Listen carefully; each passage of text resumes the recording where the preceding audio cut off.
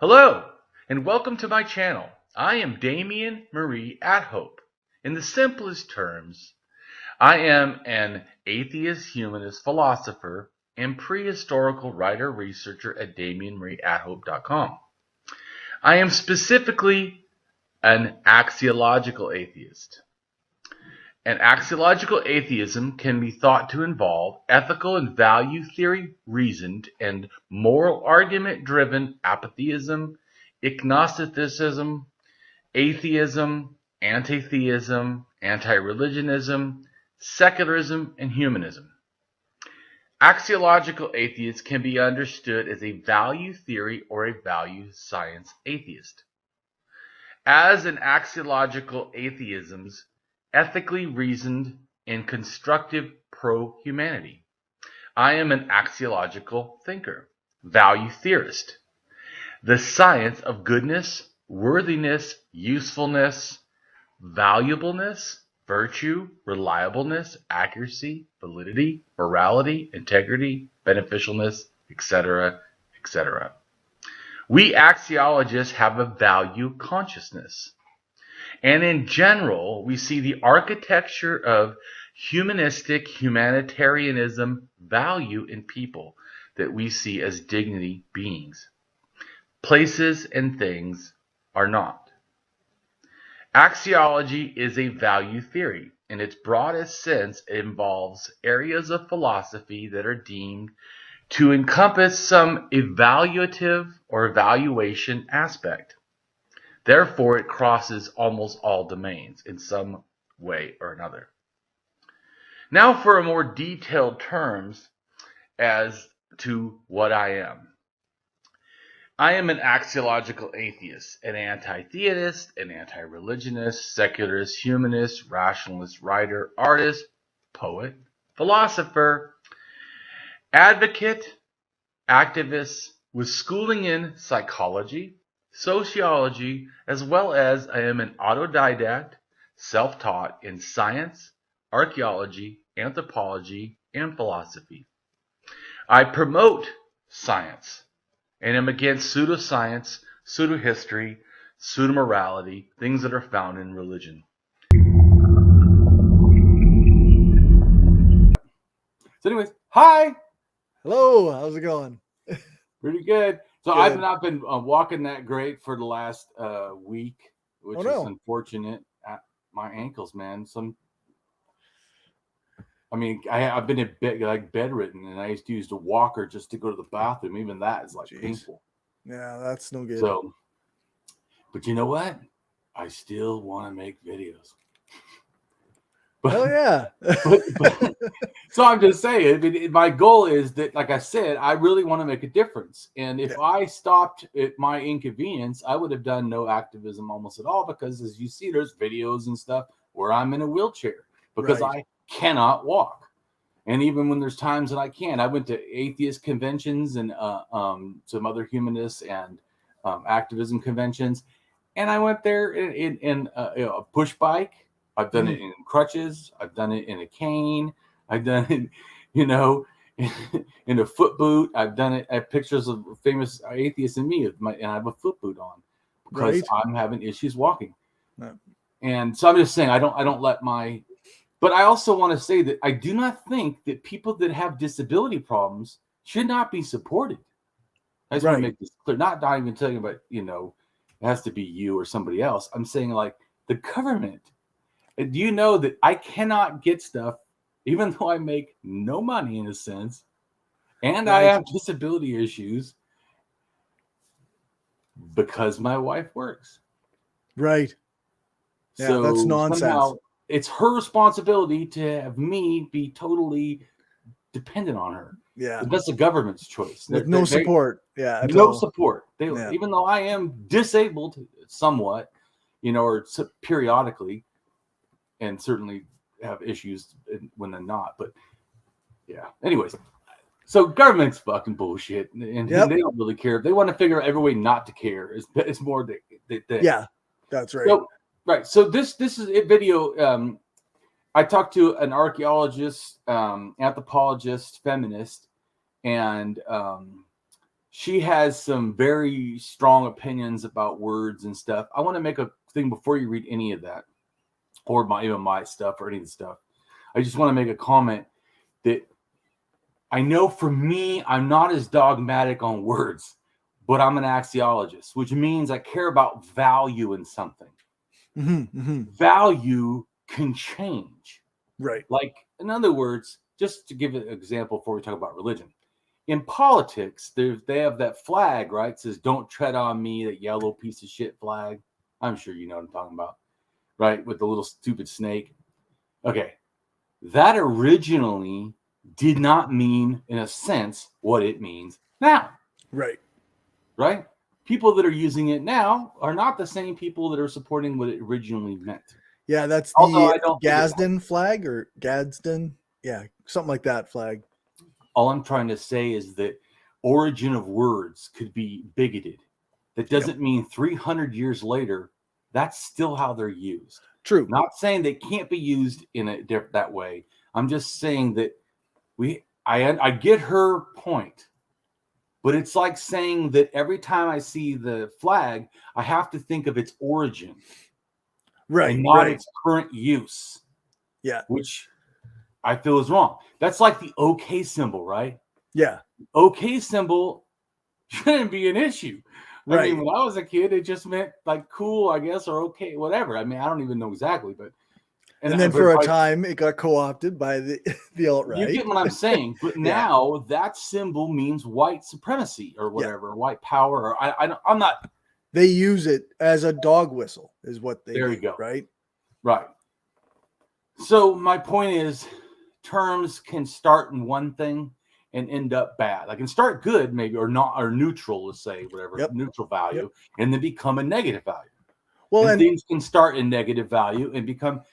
I'm just saying that I just want to get this because I'm not trying to fully disagree. I'm just saying I think it's a little overboard in the force application that it has to be this. In other words, like I don't know if I put it in the thing for you. I don't think so. But she made a comment that I don't agree with. I even posted on Twitter on what's that one?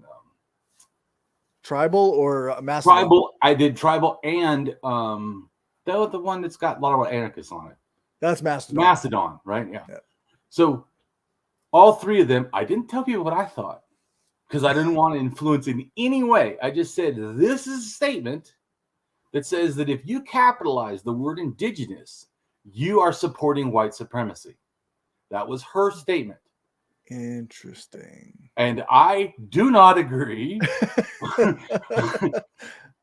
and anyways, but I don't think my point is, I'm not going into all that, dude. Trust me. But I wanted to see if other people, what do they thought? Well, the majority of people do not agree with that. Yeah. On all the different things. I mean, I would say that some people did agree. So I was like, wow. I mean, I'd be interested in the reasoning behind it, but I don't think that's. I don't know. Is she indigenous? She's not indigenous. See, I would try and take my notes from indigenous peoples on whether they felt that was white supremacy. But here's the thing, too. I know that she's talked to at least 2 or 3 or hang out with, but also this is like in the 50s and 60s. Indigenous people or of Canada, First Peoples of Canada, and Native Americans or whatever. In fact, I said that to her, those terms, and she was like, "Oh, Native American. Now you're putting the people with the colonial power." I'm like, okay, first off, I didn't do any of that. Right, like stop pointing the finger at me right this second. I am. In other words, explain them without using the terms and not knowing the cultures. Explain who you're talking about. Yeah. You're saying we cannot talk about it, and that every single word, anyways. But I do like the issue. It is good to address words. It is good to address what they mean. It is good to address how people use them. And so this is important. And I feel like sometimes people, and we're going to talk mainly just so people know, if you want to learn more about all this, I have a lot more in the blog that'll be attached. Mm-hmm. It would be, I don't know, 12 videos. We could, could be a lot, 10 or something. Maybe a lot of videos if I wanted to really address every single thing.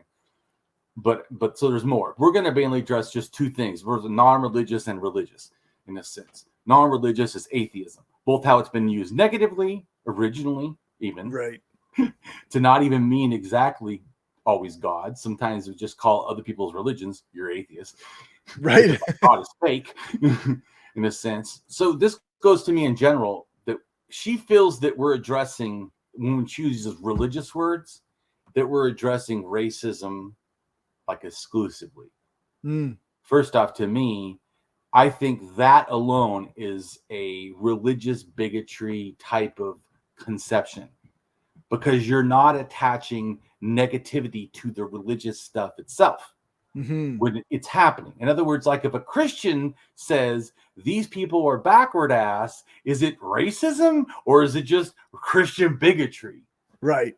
Or if a Muslim or can it be both?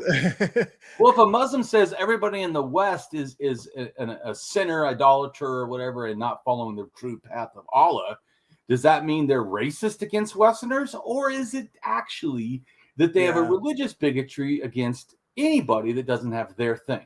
So right. I just want to, not that you can't still be a Christian and be bigotry against other Christians if they're not the right color. Now, that's a different issue. But I'm just trying to say is that if you, like she says, the animism, totemism, shamanism, even probably paganism, a lot of these words are used to mean primitive or bigoted or whatever. And I see what she means, that by people who don't use them the right way. Yeah. But so, right. And so I would say this, that her biggest thing isn't really that the meaning is wrong. In other words, just like a lot of archaeologists with some of the terms that I use. Right. It's not like if I say shamanism started 35,000 years ago and I said, here's a burial, say a ritual burial that was different. Here's another ritual burial, similar and different, same culture, same DNA. Here's again another burial. They'll go, yeah, those are a bunch of ritual burials. Yeah, they might be connected, maybe even connected by culture, maybe even connected by DNA, maybe even connected in behavior, but we don't know they are. In other words, we don't know that it is shamanism that Damien is saying. So they're not denying all these facts I'm saying. Right. They're basically saying, okay, I see all those, but I don't know what, I don't think we can justify that we know what it means. Right. So like where you might put it under, say, an umbrella of shamanism and go, okay, these are all similar things within this umbrella. Exactly. They're being like, well, I don't know if they fit in that umbrella entirely. Although at the same time, a lot of the stuff I show, they say that it is interesting. And so it's more about semantics. Just wanted to point this out. They're not really disagreeing with the, because if you ever hear, they don't really disagree that animism isn't related to people thinking in spirits. Right. Or that totemism is the relationship with your spirits and, nature and you, in a sense, and the clan. They just don't like the terms. And they say use different terms. Well, just so people know, if I were to use a different term for animism, I would say spiritism. And I also do not agree, just like she doesn't, that it should be just primitive. Yeah, it's all religion. Right. Yeah, like so I don't use it bigotedly. Exactly. I think that's the big difference is like these things could be used bigotedly. Right. You could say only hunter-gatherers have animism. That's total bullshit. Right. Only hunter-gatherers have elements of totemism. Totally bullshit to me. So to me, you get what I'm saying? So there's like, oh, look at those totemists. And I already told you that I feel that's totally wrong. But anyway, so just wanted to clarify for people that, and I'm also not, in a sense, warring with people that think that these things have bigoted meanings. I agree, they have in the past. And some people even now continue to use all kinds of words in religion as bigotry. Right. But like I said, but just like the indigenous thing, there's people on my that are indigenous, that capitalize indigenous, that are, native peoples of different tribes, Lakota, Cree, different ones. They're on my Twitter that use that all the time. Right. I just showed one of a woman who just graduated, and she was so proud to be indigenous. She capitalized it. I was like, or are we going to say that she's white supremacist? Anyways. Yeah, like in my experience, many of the people that, like, I don't know if all of them are indigenous or not, but they put, like, when they're referring to in the nations of indigenous peoples, they will put a capital I and a capital P, indigenous peoples. It could, because it's many people, different peoples. And But like I said, to me, I feel it should be about the motivation or the definition of the word, because those two things matter. What's the definition of terms, and then how are they used? Because I agree, how are they used can make all kinds, even non-bigotry things, fucking fucked up. Yeah, for sure. Anyways, I just want to clarify that, and I'm sure we'll probably get some comments and things. Go for it. Say what you feel. I haven't heard this same kind of discussion in terms of like indigenous peoples that much, but like often you'll hear talk about like ableist terms, because a lot of times like the R word is it was at one time considered like the normal word to use, and then it became kind of like adopted as a pejorative, and like now it's almost exclusively used as a pejorative, right? Like the only people who use it are anti-disabled people, like, or people who are against disabled people. Or I would just say, just like the use of the word, any word being a bigoted. I feel like there's active bigotry, and then there's, in a sense, subconscious or subconscious, whatever you call it. Right. Like non-active, in a sense. You're still doing it. Yeah. But your intent,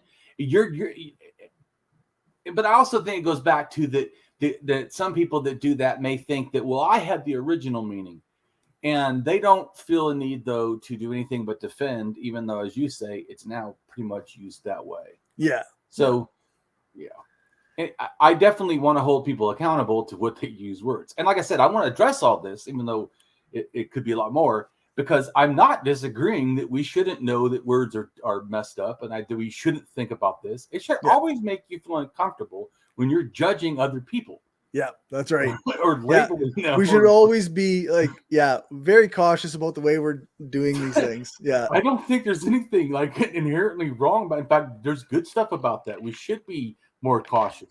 Anyway, so go ahead and start reading. Sure. So we've got religious and non-religious terms, labels, and definitions have been used and may still be used as or related to all kinds of bigotry, from religious bigotry, ethnocentrism, classism, colonialism, racism, sexism, etc. Religious intolerance or bigotry. Religious intolerance is intolerance of another's religious beliefs, practices, or lack thereof. Statements which are contrary to one's religious beliefs do not constitute intolerance. This is real important. Right. We don't end, but keep going. But let me just pause for a second, because this is a very important thing. I've had many people get righteously, they think, pissed at Damien for attacking people's, beliefs. And then I try to address them that I don't attack people, I attack ideas. Like I say, faith is self-indulgence to unjustified belief.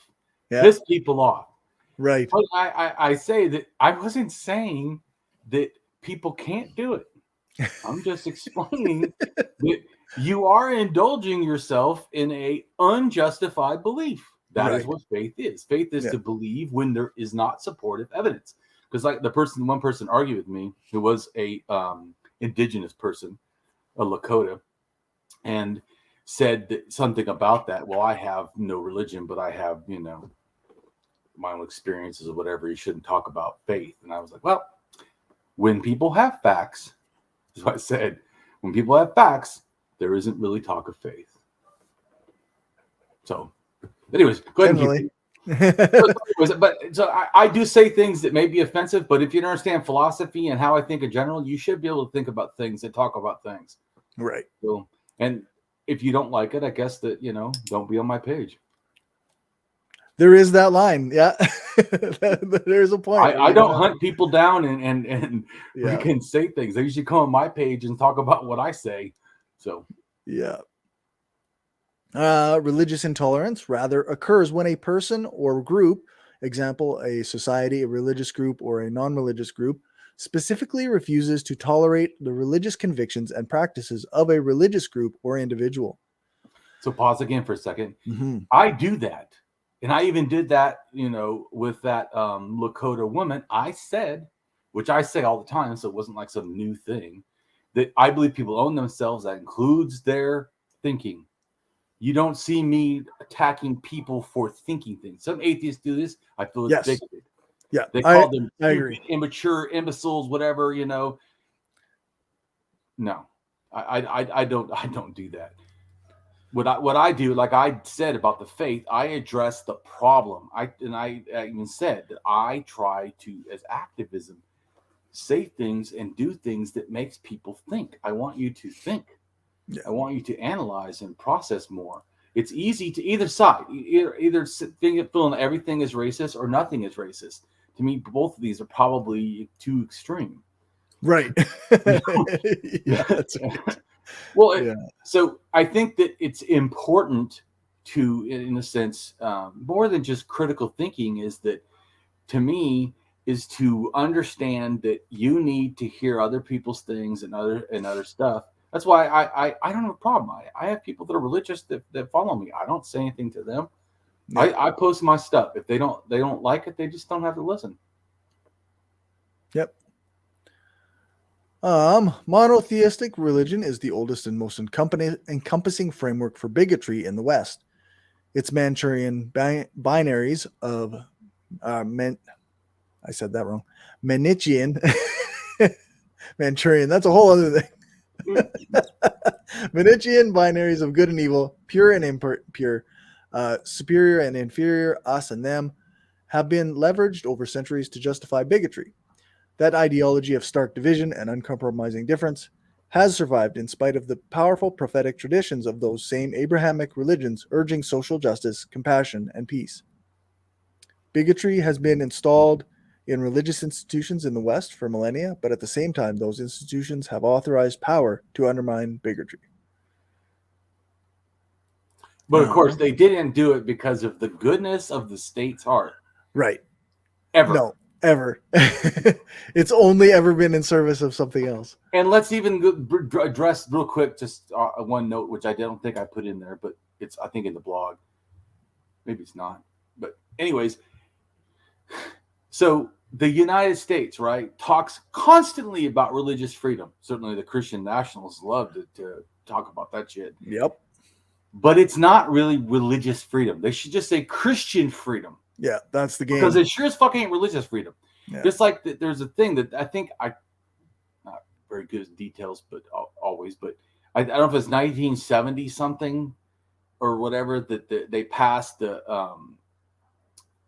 I can't remember what it's called, but like the Native American Religious Freedom Act or something. Yeah.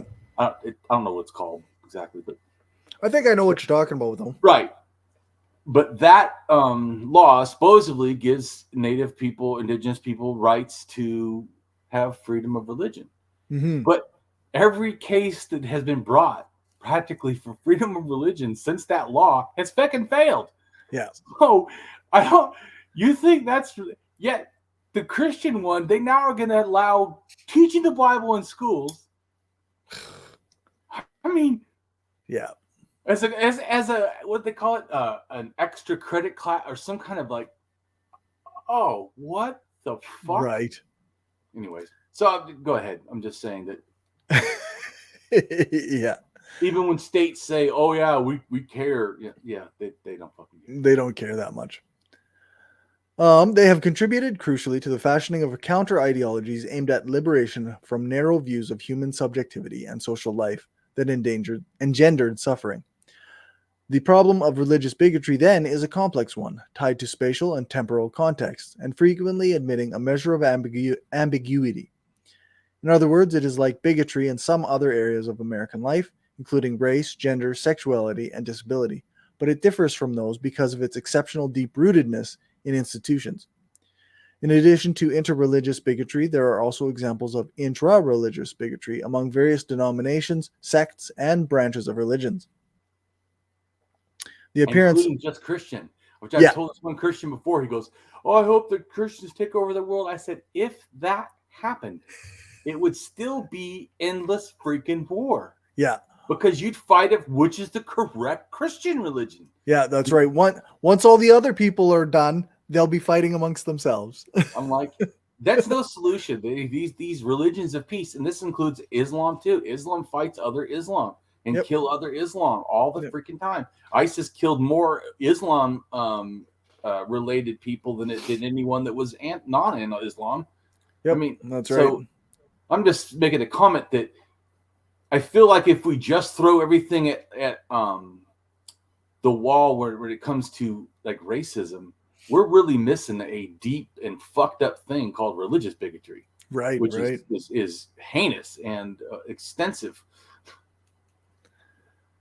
The appearance of permanence and impeccable authority cultivated by religious institutions and the leveraging of those seeming assets in violent litigations of factional differences has served in turn as a template for other kinds of structural bigotry. Structural bigotry denotes a broad range of acts and policies of social injustice, domination, typically grounded in transgenerational claims of entitlement, legitimated by institutions, ideologies, policies, media, and custom, and driven by expressions of animus, including shared symbolism and hateful vocabulary, verbal and physical assaults, including hate crimes and exclusion, which serves to entrench power in privileged insiders, in which all members of a society can be implicated, subjects or beneficiaries. Religious bigotry, like all structural bigotry, is exercised in order to hold power. Groups perceived as competitors for the resources claimed by religion are assessed as impure, dangerous, and an imminent threat to the very existence of the religious community. Religious intolerance is perhaps the earliest example of structural bigotry. So pause for a second. So another thing I said to that Lakota woman, because we talked more than just those few things. She's a good person, by the way. I'm not trying to say single her out. I just recently interacted and I thought it's relevant. So she said something to me about we're talking about the mound cultures of America, and I was talking about how I think that's really cool and interesting, and it's really bullshit that Americans don't even know about this shit. Right. And she's like, yeah, it'd be great if America taught more Native history. And I said, it would be ethical if America started teaching all of American history. I don't know. This shouldn't even be like, how is this even an issue? Right. No, because we know that states will perpetuate propaganda in whatever way they can. Which is happening currently where I live in Florida with this asshole that doesn't want to teach anything in the AP courses for Native Americans or African Americans because he doesn't want to know about the fucked up history of white people. Let's not make white people scared or feel like they should feel responsible, or heaven forbid that we should give them equal rights or heaven forbid anybody actually recognize how things actually were, right? Yeah. Really? Well, I mean, the state is doing that, and you don't see a big outcry. I don't feel, not really.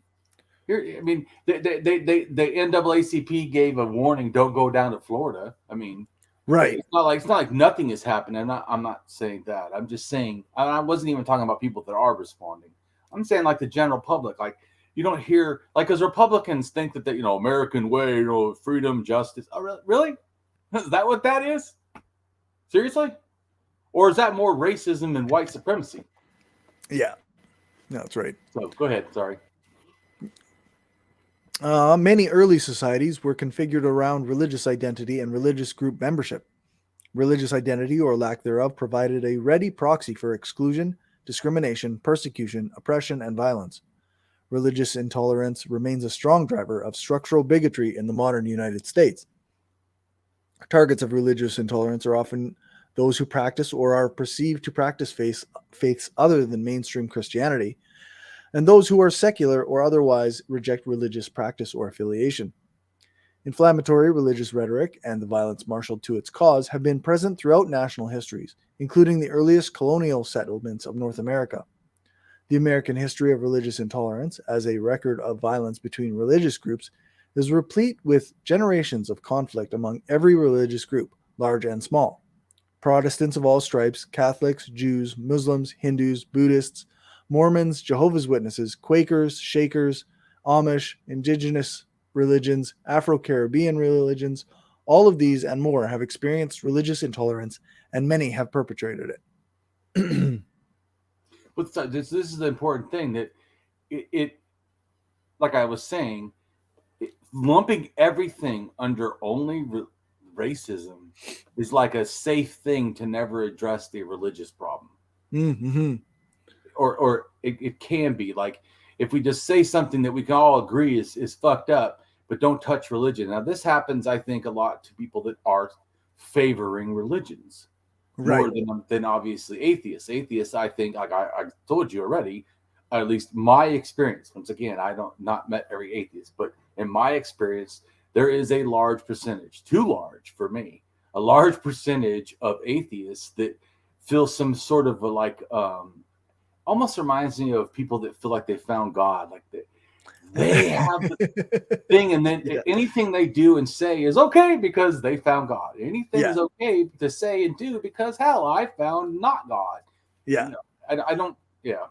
Yeah. Like, it's like Richard Dawkins with his promotion of calling atheists brights, or like stuff like that, like as though there's an intellectual superiority to people who just don't believe in God. Oh, some of them will flat out just say that.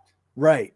Which, like I said, I believe that atheism is the true thing, right? Like that's where I'm at. But I think that's the correct answer to the question of God. But I don't believe that makes me intellectually superior to anyone else. So, because first off, it's not intelligence. There's a lot of reasons why people believe in God. That's right. So it is in a sense, to me, an intellectual cop out to say it's just that. Yeah. Yeah. It seems like, I don't know. There's actually a bit of online discourse right now in the anarchist kind of back and forth about why atheism isn't being like kind of promoted more, like because some people, some pretty strong voices of like prominent voices have said like, hey, yeah, we're atheists and we should be proud of that. Like, there's nothing wrong with that. It's in fact, I've also heard the other side of it, where people say that people that say they're atheists are automatically anti-indigenous, which I feel, what the fuck? Yeah. Yeah, it's very. Let me welcome you to a new world. Believe it or not, there is indigenous cultures that do not have gods. Yeah. Which is why we're talking about animism today. But anyway, or animism in a sense only, or what I'm referring to, or animism heavy, or whatever you want to call it. But even say totemism could have spirits, but not gods. So spirits are gods? Are you saying that it means no spirit belief? Because then that'd be a different term. Right. This is their problem, I think, with terms. Atheists think that atheism means anti-theism. It does not. It means anti-religionism. It does not, which is why I add both those words to make sure people know. It also doesn't mean secularism, so I add that. And it doesn't mean humanism, so I add that. Right. Once again, people are lumping to like they'll just say, well, an atheist shouldn't believe in spirits or ghosts and aliens and this and this and that. Well, I mean, technically, technically, an atheist can believe in many things. Right, can believe in ghosts, can believe in maybe even an afterlife, as long as there's not a God. I'm not an atheist who does believe in those things, but there's no reason why I'm not either. I don't believe in any of that stuff. But I'm just trying to say that there's also this grouping of like every single thing under atheism, which is fucking wrong. Yeah. Also. Yeah. Even by atheists. Oh yeah, no, that's right. I guess, maybe it's because the skeptic community and the atheist community kind of got so interlocked together that it kind of got conflated. But well, so to me, real quick, and everyone used to say rationalist more than skeptic. Mm-hmm. Like in history, if you look at the history of words, skeptic was not used until later. Really, skeptic came in with like James Randi kind of stuff, right? And it had to do with people that were magicians and understood. Even Matt Dillahunty is also a magician. Yeah. So I'm just making a comment. There's a big connection to that, and James Randi is a big promoter of skeptic, but is not really a philosopher. Right. Matt Dillahunty is definitely more of a philosopher, but he's not as much a philosopher, like in a sense, he's not like a theoretical philosopher as much, at least not to me, where he's not inventing terms and inventing ideas. He's more like a utilitarian. He's using what other people have. Anyway. Yeah, he's very interested in ethics and like the existence of like various like other things that have already, like you said, that have already been kind of discussed, but he's also taking his ideas and beliefs from that. Right. Yeah. I'm not saying he doesn't have original beliefs. That's if someone's getting that, that's not what I was saying. I'm saying theoretical, like me. I take the concept of axiology, formal axiology, and that's pretty much all there was in a sense. Formal being like scientific, where you have to use calculus and there's all this other stuff. Way fucking too complicated. I guarantee even those people do not use it every day like that, because it would be fucking, you'd have to like write shit down. So I said that is a great thing. Why don't we make it simpler and usable for everybody? Why don't we take it from so hard where because people always go, well, Damien, who cares about archaeology? I mean, axiology. I'm glad I learned a new word. I won't use it much. I'm like, dude, you use it all the time. In fact, you just used it currently to value judge that you don't have a high value for the term axiology. Yeah. Which is a use of axiology to value judge the term. Anyways. Yep. So I'm like, you cannot escape value statements. You cannot do it. I mean, if you think you can, okay. But anyways, yeah. Yeah, it's funny. All right. Animism, from Latin anima, meaning breath, life, spirit, or life, is the belief that objects, places, and creatures all possess a distinct spiritual essence. Animism perceives all things, animals, plants, rocks, rivers, weather systems, human handiwork, and in some cases words, as animated and alive. Animism is used in anthropology. Pause right there. That's the definition. So my point was to people, I use it because I use, in a sense, the definition.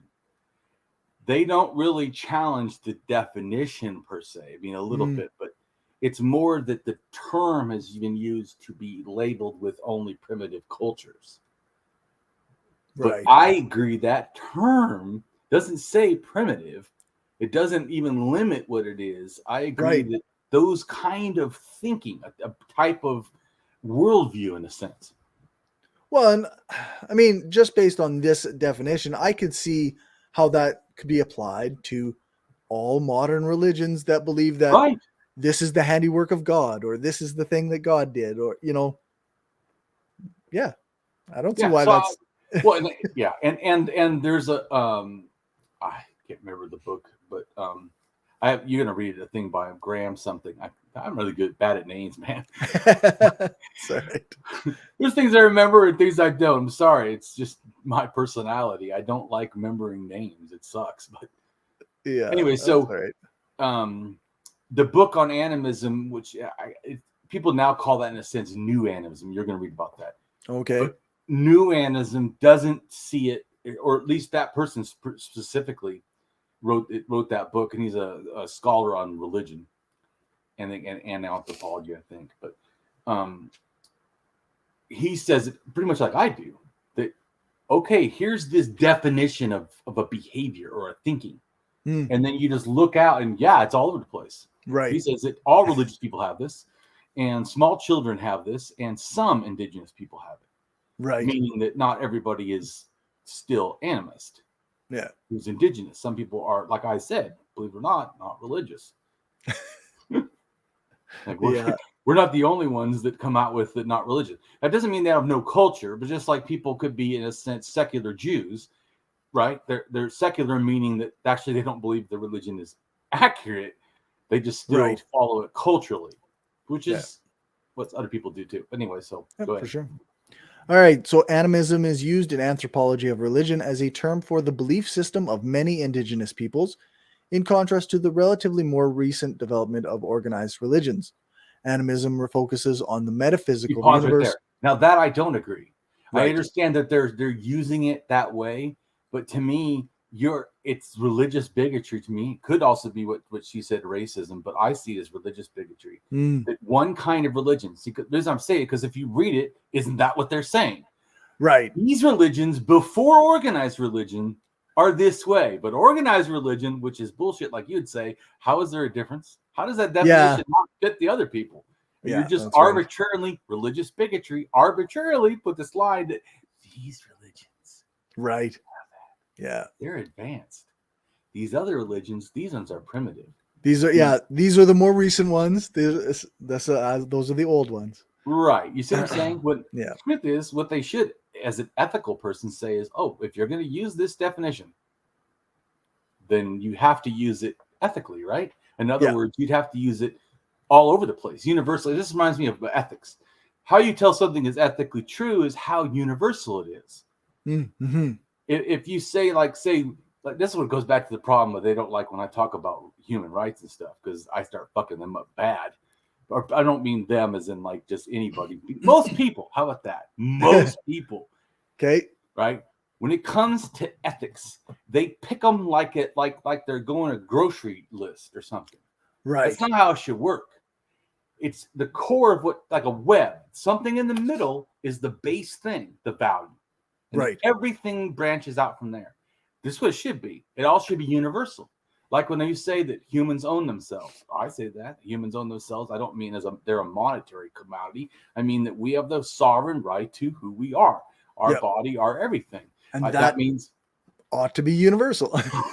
well, and they'll say it, but they pick and choose what they think they'll agree. They'll go, "You're right. Abortion should be legal." And I go, "So should prostitution. So should the right to die. So should the right of drug use as adults. So should the right to marry anybody you want, including having 50 marriages, if that's what everybody agrees to and wants, not some forced bullshit." Yeah. Who the fuck are you to say what they own themselves? Anyways.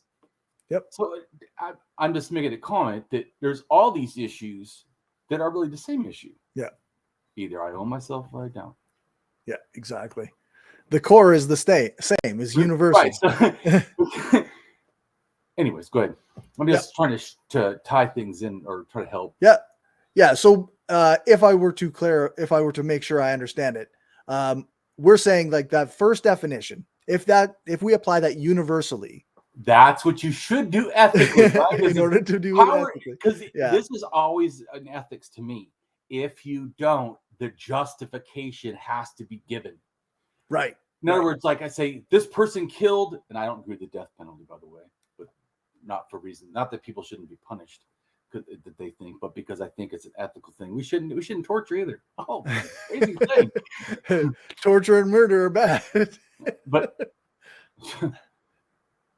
yeah, you get my point. So but people will say, oh, like, let's say someone said yes, we should kill people. And let's say it was a 3-year-old kid that shot his 2-year-old sister with a gun that the parents left out. Should we still hold the child accountable at 2, at 3?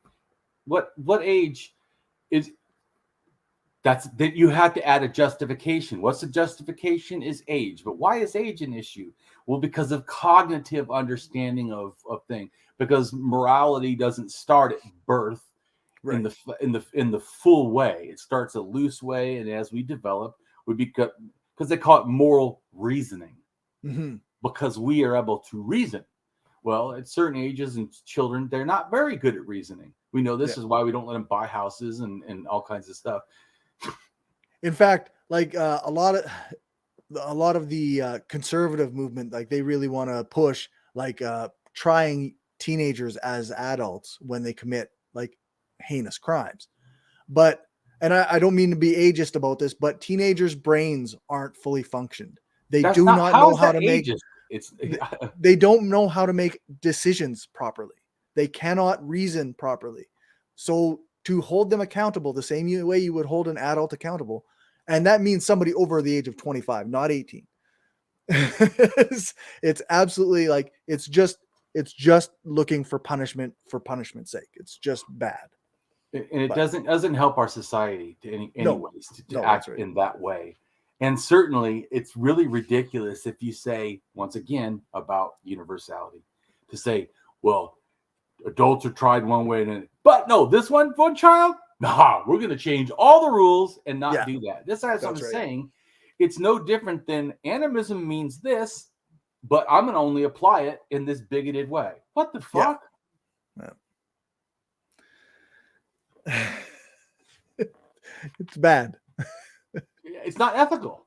Yeah, that's what I'm saying. So I'm and in one sense I'm agreeing with her. It's not ethical. Its use is not ethical, because if they were ethical, then they should use it universally. And if they do that, they can't limit it to indigenous people or whatever they think.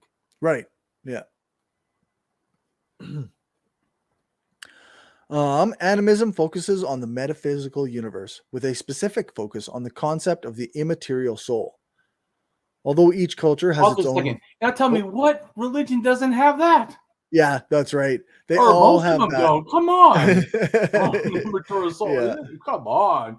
Yeah. The Christians is like based on that big time. You know, what are you going to do with your soul for eternity? Tell me, literally this. Go ahead. Sorry. Yeah, for sure. Although each culture has its own mythologies and rituals, animism is said to describe the most common foundational thread of indigenous peoples' spiritual or supernatural perspectives. Pause for a second. And we would go, why the fuck are we living into just indigenous people?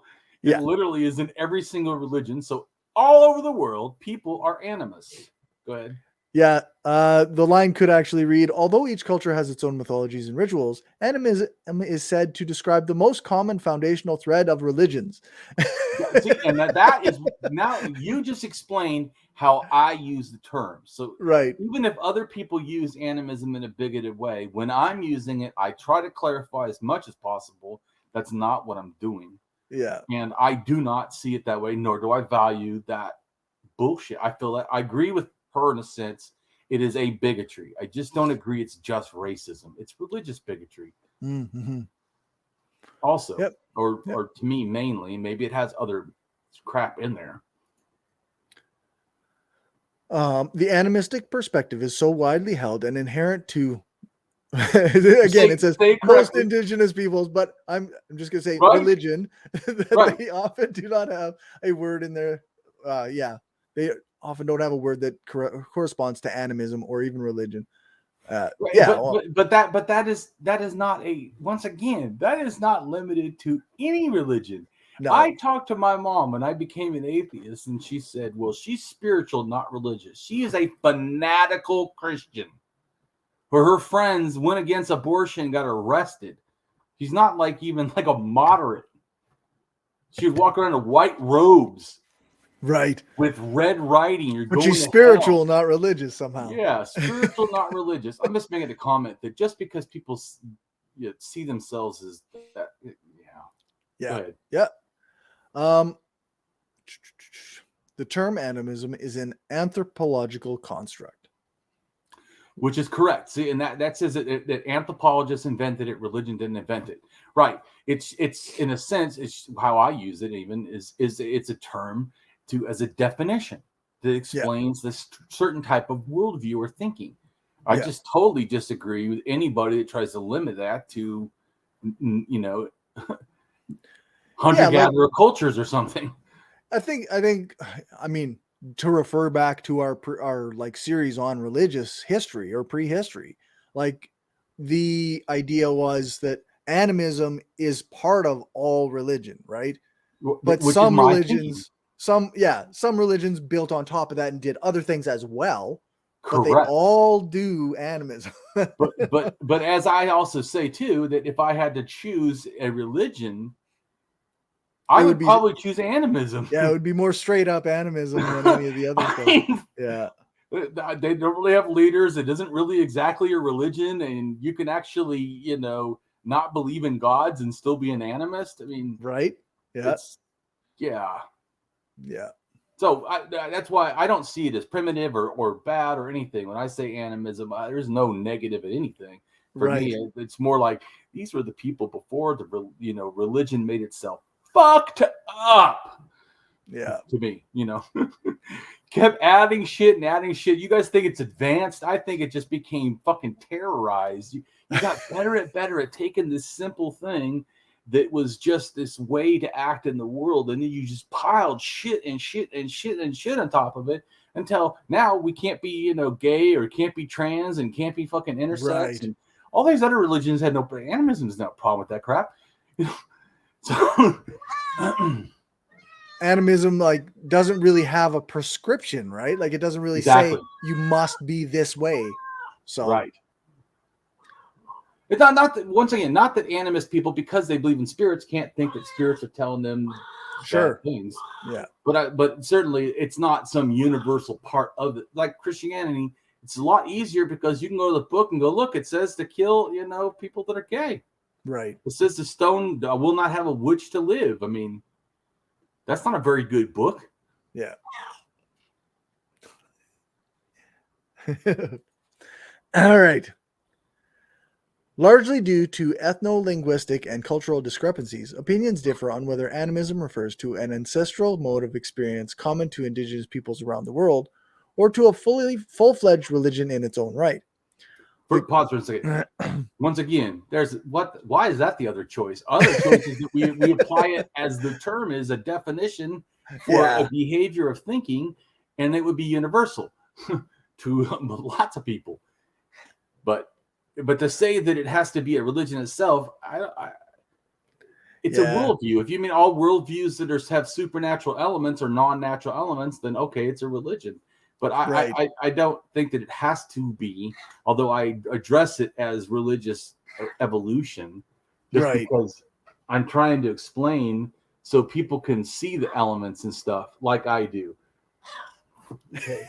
I got to be able to see. Here, go right here. Yeah, down here. No. Here.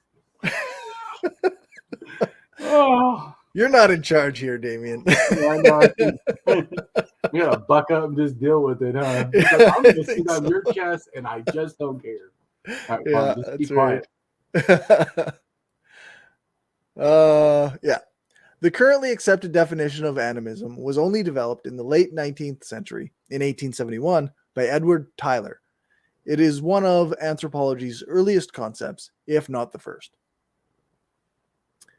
Animism encompasses beliefs that all material phenomena have agency, that there exists no categorical distinction between the spiritual and physical world, and that soul, spirit, or sentience exists not only in humans but also in other animals, plants, rocks, geographic features such as mountains and rivers, and other entities of the natural environment.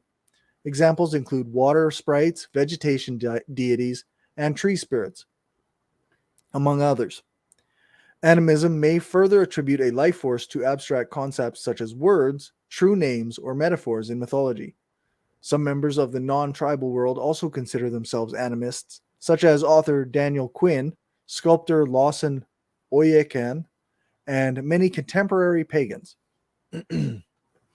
Which would go more in line with what I say, that it's actually in a sense, core element of religious thinking. Right. So other people should start saying they're animists. Right. When you say you're spiritual, not religious, generally, to me, you're saying spiritism or some form of animism. Yeah. Alice Beck Kehoe, anthropologist and archaeologist, stated, "Animism is not a religion. It is a 19th century label, as is totemism. These labels are armchair gentlemen's labels for what they read in travelers' books. You should get a copy of the new book, paperback available, Pilgrimage to Broken Mountain by Alan and Pamela Sandstrom. An amazing magnum opus from decades of superb ethnography by a family, parents both PhDs and their son, who spent a great deal of time with a Nahua community in northeast Mexico.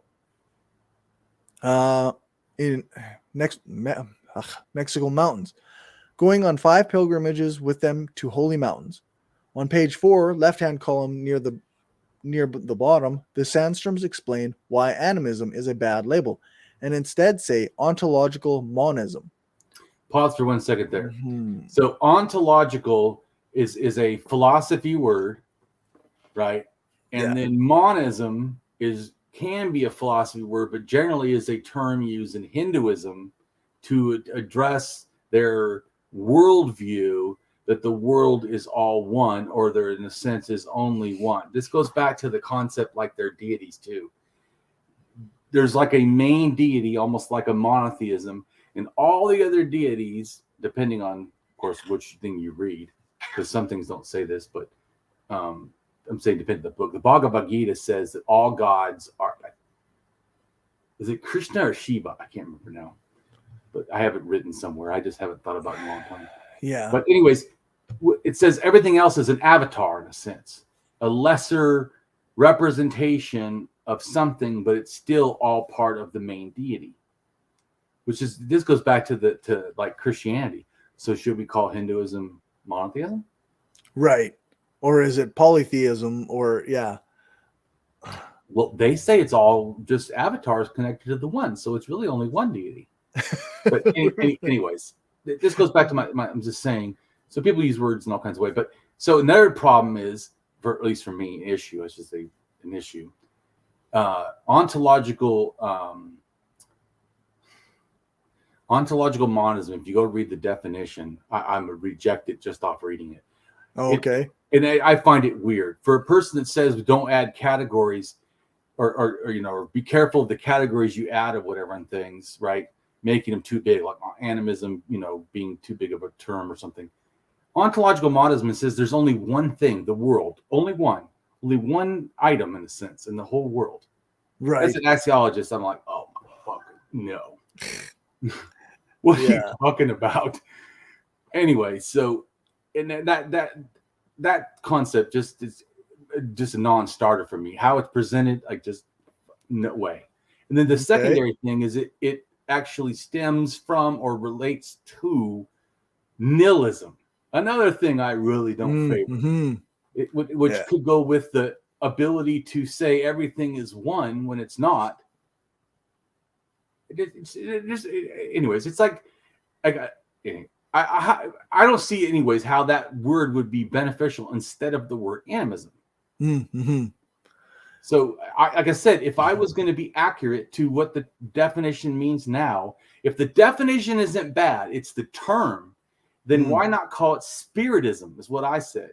Because that is the most clear and accurate without even reading up on the term, which I've just invented it, by the way, or at least I believe I have. My point is that is what I'm trying to say. So I wouldn't use a word that ontological, everything is one. Well, one little tiny factor of animism is that there's no separation between spirit here and spirit later. Right. So there's but like I said, when they did that study on animism, which you're going to see a chart and then maybe talk about it a little bit. Okay. But when they did a study in, I think, 2016 of these terms that I use, they said 100% of people were animists, that were hunter-gatherer. They checked 33 all over the world, all of them are animists, 100%. 79% believe in afterlife. 79% are shamanism. Yeah, because shamanism needs an afterlife. Animism doesn't. Right. Which goes back to my thinking already, which I already told you a long time ago, that not because of them, but I already thought that. I just helped verify for me that animism doesn't have an afterlife in the sense that because there is no, like monism's concept, a little bit, everything is one. So there's no after. Right. So I'm saying in that sense, but in no other sense. Okay, so everything is one. And then are there spirits? Are there gods? That's not even a religious term to fully explain. Right. So seems insufficient, essentially. So animism, if you broke down the word like in the Greek thing, it means to animate in a sense, or to see animation in things, or to believe that they have agency in the animation that you see. Like a leaf floats, must be floating because spirit holding it or pushing it or whatever in the sense. Yeah. What I'm saying is, so animism is not, I don't see a bad word for that, because that does explain the motivation that gets to, or why people think that there's spirits everywhere. or at least spirits in some things that move or whatever. I can see the connotation. Even like the Greeks had it in animism, definitely, because they believe that inspiration was like a spirit giving it to you. They called it genius. Okay. Even they thought that when you washed your body and you got clean, there was a deity for cleanliness. So I'm just I'm just saying that when you limit these terms, it's wrong. I think making up new terms that even make it more confusing or even remove, if you're going to make a new term, it should have a better definition that goes back to some of the original definition that explains something. Or right. You've just removed, I don't, anyways, that's just my opinion about that. Go on. Okay. Damien, we're still in the quote. Oh. Damien, listen carefully. All three words, as used in the past and still today, are labels imposed by armchair gentlemen creating a newer 19th century version of the Great Chain of Being. See The Great Chain of Being, Arthur O. Lovejoy, Harvard University. In this volume, which embodies Williams James lectures from 1933. So that was from an email. Also, of course, Lovejoy and G. Boas, not Franz, no relation, on primitivism. The classically educated gentlemen were following the Enlightenment practice of imposing classificatory labels on everything to put everything inside boxes. Pause for a second. Is that not what her new word would do? Ontological monism? How does the word change taint in without? I understand. Okay. What I'm getting from this is that she disagrees with the practice of putting things into these categories arbitrarily. And I would agree that you have to be very careful about that sort of thing. Yeah. But I also find it incredibly useful and helpful for things to be categorized in a variety of ways so that I can, delineate my own personal beliefs around them and my own views of the world. Right. In other words, has it helped you or hurt you that I used all this stuff and explained all how it relates to things? I think that it has helped me. And in fact, in a, like you say, like in a non-bigoted way, it has helped me understand different regions and religions in ways that, are more in depth so that I don't actually have any, I can knowingly avoid some of the inherent bigotries that I might hold. Exactly. And for me too, doing this was not to practice of bigotry. It was the practice of learning how to stop being so bigoted. Right. So, yeah. So I get where she's coming from, but I think that there's maybe a hard line being drawn here where it doesn't need to be. I agree. I did tell her though, I think that subject needs to be talked about while we're doing the video. Mm-hmm, mm-hmm. So to put everything in classificatory boxes that would construct research paradigms and ultimately lead to universal laws about all organisms, including humans. The labels were created to put the primitives into classificatory structures, which demarcated them from us, the civilized Christians.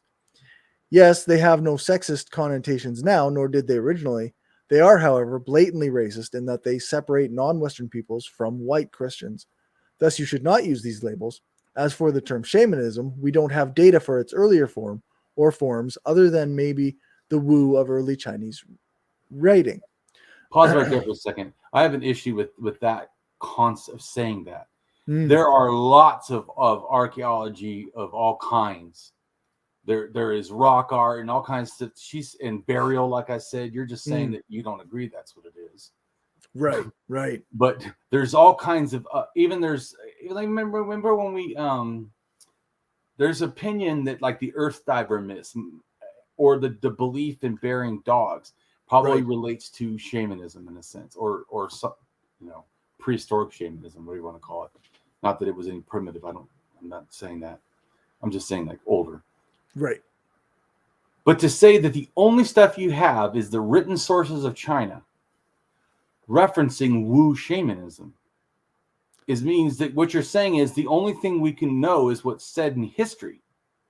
when actually archaeology intentionally does not limit itself to history. Right. So, yeah. So in other words, I'm not saying that may be the oldest written source. Of course, you could look at the Nordic too, because the Nordic Bronze Age is what probably gave rise to Nordic religion in general. And Nordic religion, Odin is a shaman and tells everyone to continue doing shamanism. But of course, they'll say, oh, well, it wasn't written down until way after. The stuff in China was written first. I feel like that this is missing the point. How did it get over there? How did it get like it is? And right. You're saying that it came from China? It came from Siberia only? But only it came from it in under 2,000 years ago? And yet it was the Nordic, which could be as much as 3,000 something over in Germany and Scandinavia and whatever, Anyways, I feel like that, and I read in her book, she goes, the stuff that's the claims of the Paleolithic and all this, it can't be done, so we're just gonna let it go. Like, I feel like that is just what you should. This is what I feel like. If I was going to have her opinion that we can't say the old stuff, any of it is really shamanism. What she should say is, we can't know, or we don't know, or I don't feel we can know from the evidence that is available. Right. That's it. Not that it didn't happen, because that's that. Now you've stepped into a different thing where you have the burden of proof. Right. Right. So it's better or more accurate if you didn't think. Well, Damien, it could be that you're just being wishful thinking that you see all these things. And yes, there's pictures that look like a person holding a drum, but that could have just been a sun or something else. And yes, sometimes they had drum things in their hand, but that could have been something else. It could have, even if it was a drum, maybe it wasn't shamanism, even though it's the area and that's what they do for thousands of years. No, I don't think that's connected. And yes, they have things over their eyes. And yes, that relates to many shamanisms now, but we don't know that. But I've heard archaeologists, so people understand, I'm not just going off of what she said. Archaeologists sometimes do that even in the Nordic Bronze Age. Bronze Age, where in Scandinavia happened, and all these artifacts and stuff, and then remember, they didn't write down things. So the archaeologists say, we don't know that stuff that looks like Odin, and there's every element of Odin. He's even got thunderbolts like Thor, another person I'm saying, another deity or whatever. This and this and that and this and that. Or this could be Freya with this huge penis and relate to fertility, but we don't know. So there's no evidence that the Nordic Bronze Age relates to the Nordic religion that came later. There's no evidence other than the language, right. The artifacts. The language is 6,000 years old. So when exactly did that switch to the deities? I'm sure before the Nordic Bronze Age it did. And that's why it's dispersed all over the place. Because remember, the Vedas are written 4,000 something. But the religion that gave rise to the Vedas, 6,000 years old, so it's even older. So to think that we can't somehow piece anything together, I feel like is not accurate. I want to say not accurate. I'm trying to think of the right word, not to be mean, but just my opinion, not accurate. Or you could say that it's not strong enough that you can make this argument, but to make a strong argument that it is not. Oh, was that an argument from silence? That's a fucking fallacy. Right. Yeah.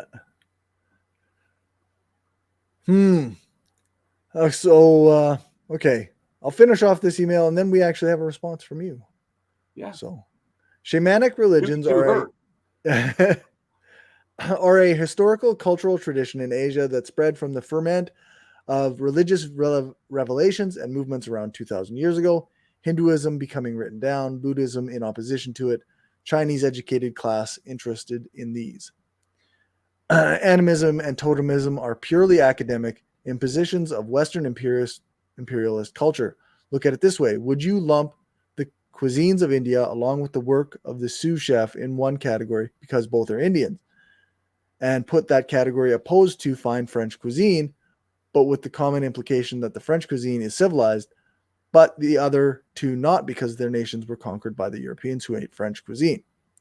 Right. I wouldn't use the word civilized. First off, don't, nor do I say primitive.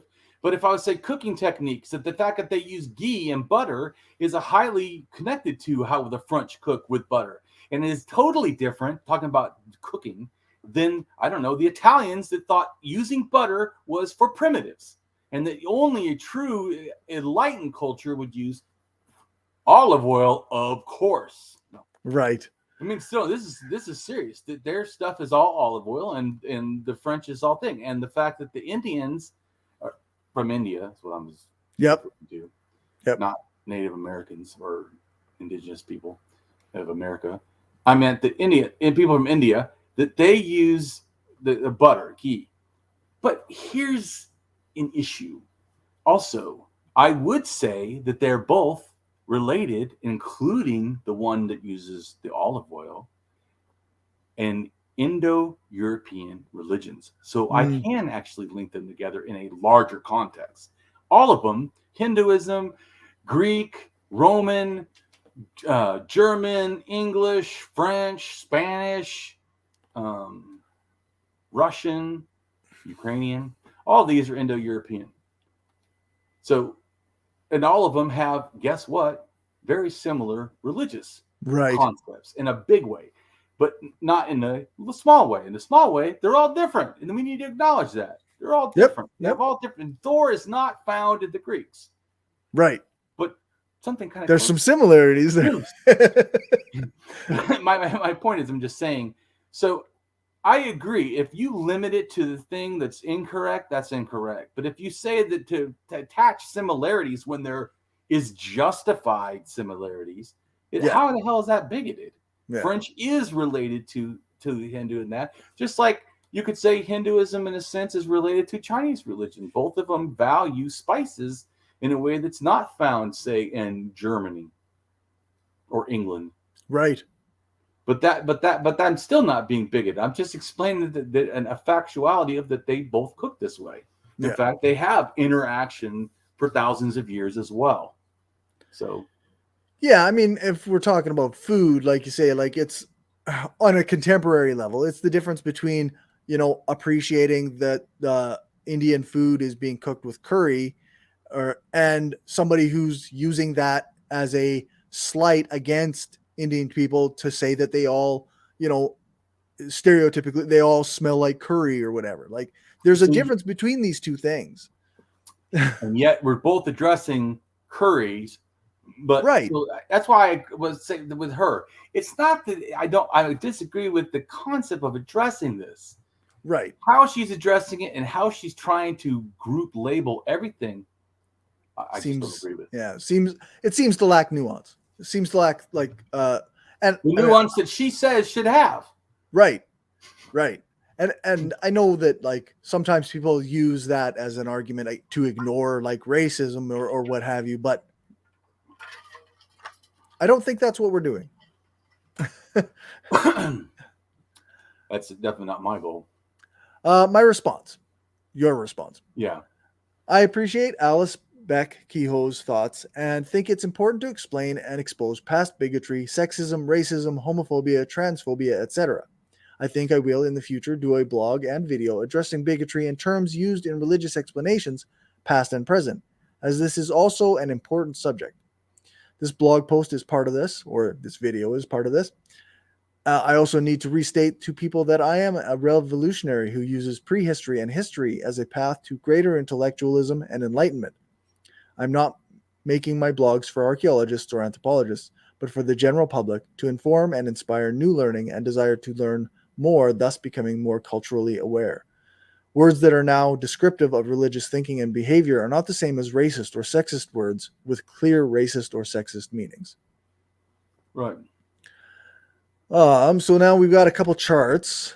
Like you say, we've got this figure 2. Right. It's a scientific research that was published and, done by a bunch of people on. Now, like I said, I'm not saying every single research by a science is pure and heart and everything. I don't know. Right. So I'm not claiming I know about their goal or whatever. But it sounds to me like they're explaining different types of thinking and behavior. Right. Yeah, where we have animism at 100%, belief in an afterlife at 79%, shamanism at 79%, ancestor worship at 45%, high gods at 39%, and active ancestor worship, as in I assume that means the ancestor worship has effects where they enact themselves on your life. I don't know how they're using the term, so I can't talk for them, but I assume that something like that. Yeah, that's at 24%. It probably doesn't mean that it's probably the difference when they say it like that. One is remembrance of ancestors, and one is like a worship of ancestors. Although I don't think even worship is the correct term. Ritualized reverence, maybe. Oh, okay. Probably a better term than worship. Worship sounds too much like what you do to a deity. Right, like, right. God, please help me. I don't. Or God, you're so wonderful. Yeah, or whatever. Worshiping. Or and then 15% have active high gods or belief in active high gods. Right, and so that's why I told you I don't know if we haven't done really a video on high gods, but we will next time. But high gods and low gods, I have a thing where high gods, low gods, and then spiritual or religious, like in a sense, deity, morality, moral gods. Moral gods are not the same as high gods. High gods often are powerful and stuff, but they're not always moral gods. Right, like Odin or like you say, Zeus, they were high gods, but they didn't like decree moral law and on exactly. So I'm just saying that, and even if they said once in a while, is that one of their main things? In the sense, like you would say, no, that's not their main thing. It's not what they're known for. They talk about you should do this and you should do that, but it's not really saying if you do not love me, accept me as your Lord and Savior, you're going to hell. And anybody that doesn't, do is going to hell. That's a different concept. Yeah. A much more recent concept, I think. Yes, it's for me. It's under 4,000. Yeah, makes sense. So now we've got an abstract from Hunter Gatherers and the Origins of Religion from 2016. Or I should say maybe even 5,000. Just okay. I was thinking about it because maybe it's 5,000, and it's where the beginning of monotheism is 4,000. Mm-hmm. So to me, it's just so you say, I think it's 13,000 or 12,000, somewhere on there.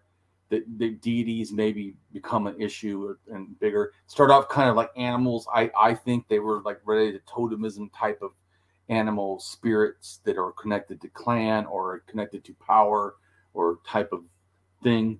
Okay. And which is also in shamanism, like you have these spirit animals and stuff that do things. So it's a different use in a sense of this, to me, totemism concept in shamanism.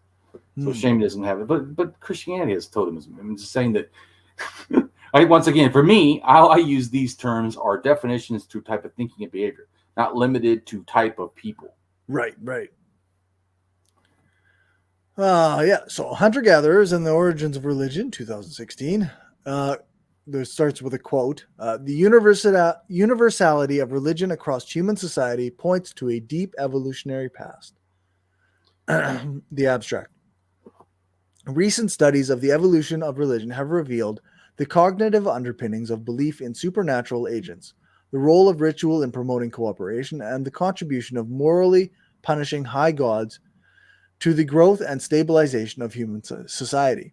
The universality of religion across human society points to a deep evolutionary past.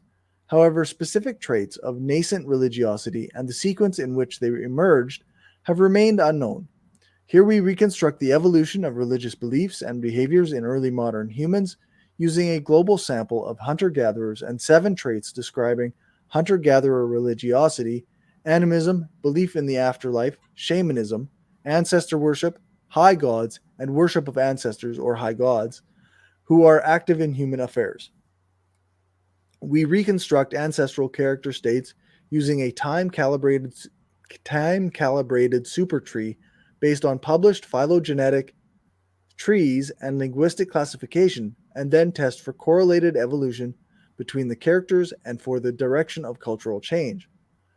Results indicate that the oldest trait of religion present in the most recent common ancestor of present-day hunter-gatherers was animism.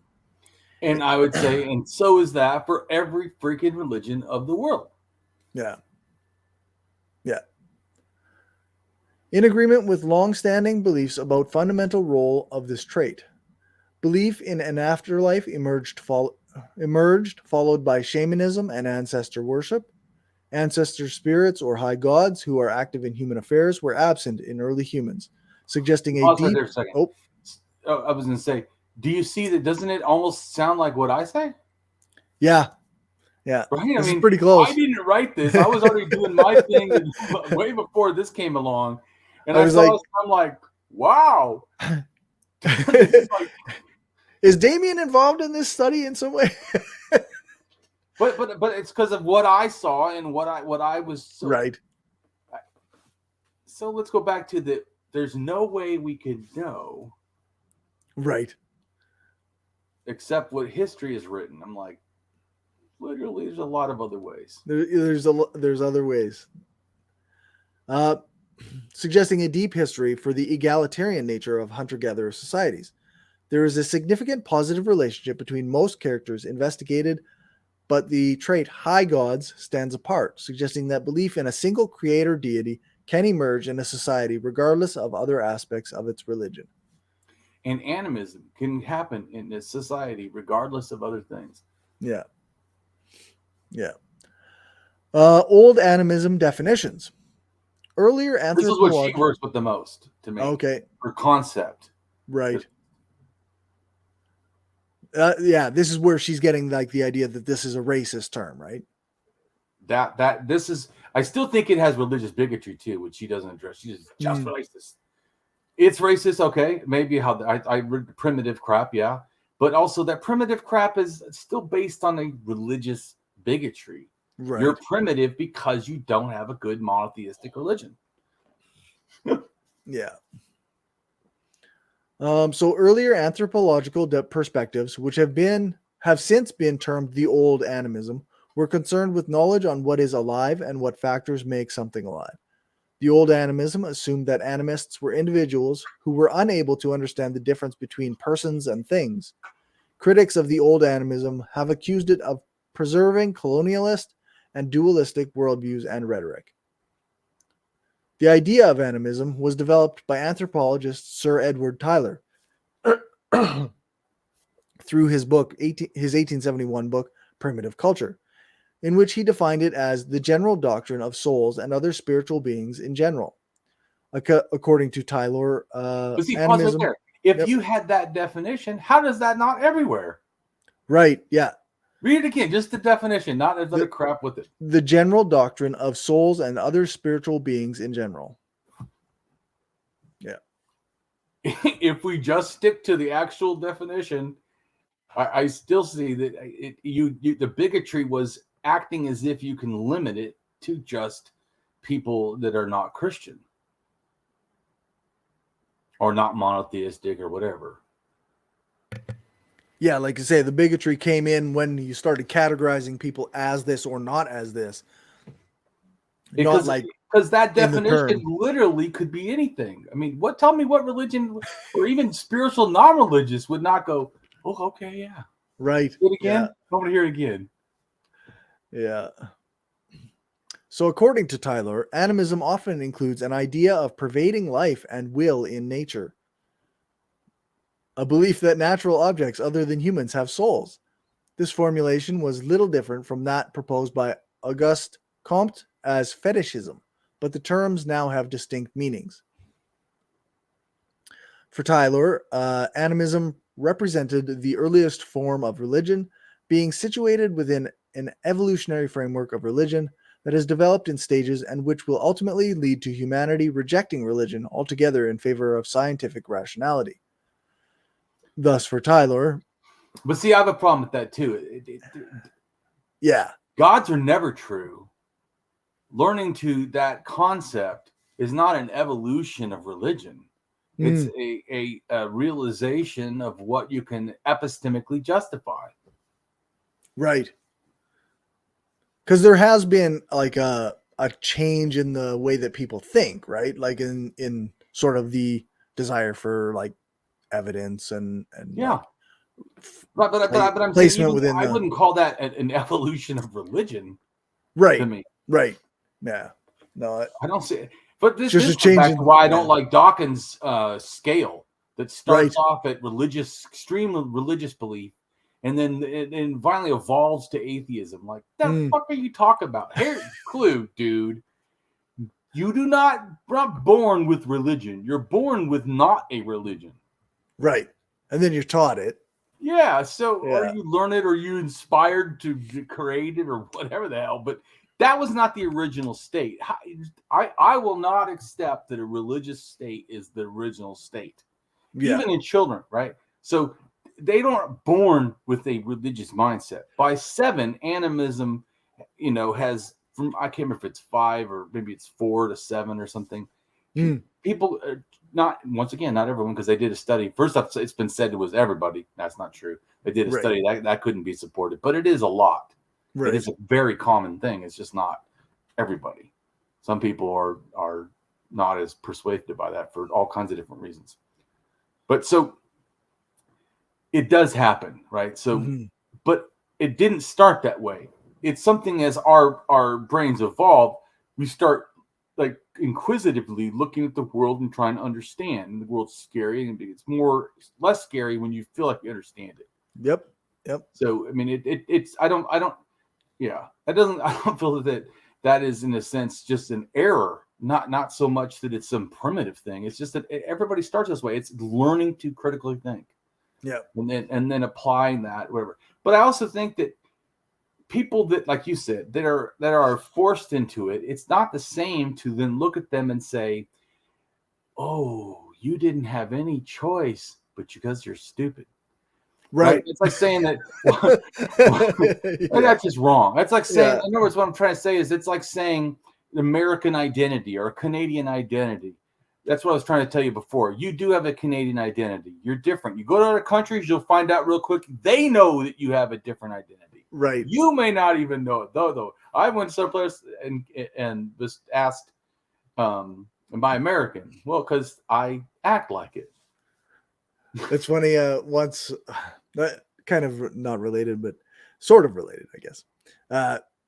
When we were in the grocery store and I was talking to my kids, and sometimes I speak loudly, and they were like, "Dad, stop talking so loud. You sound like an American." Right.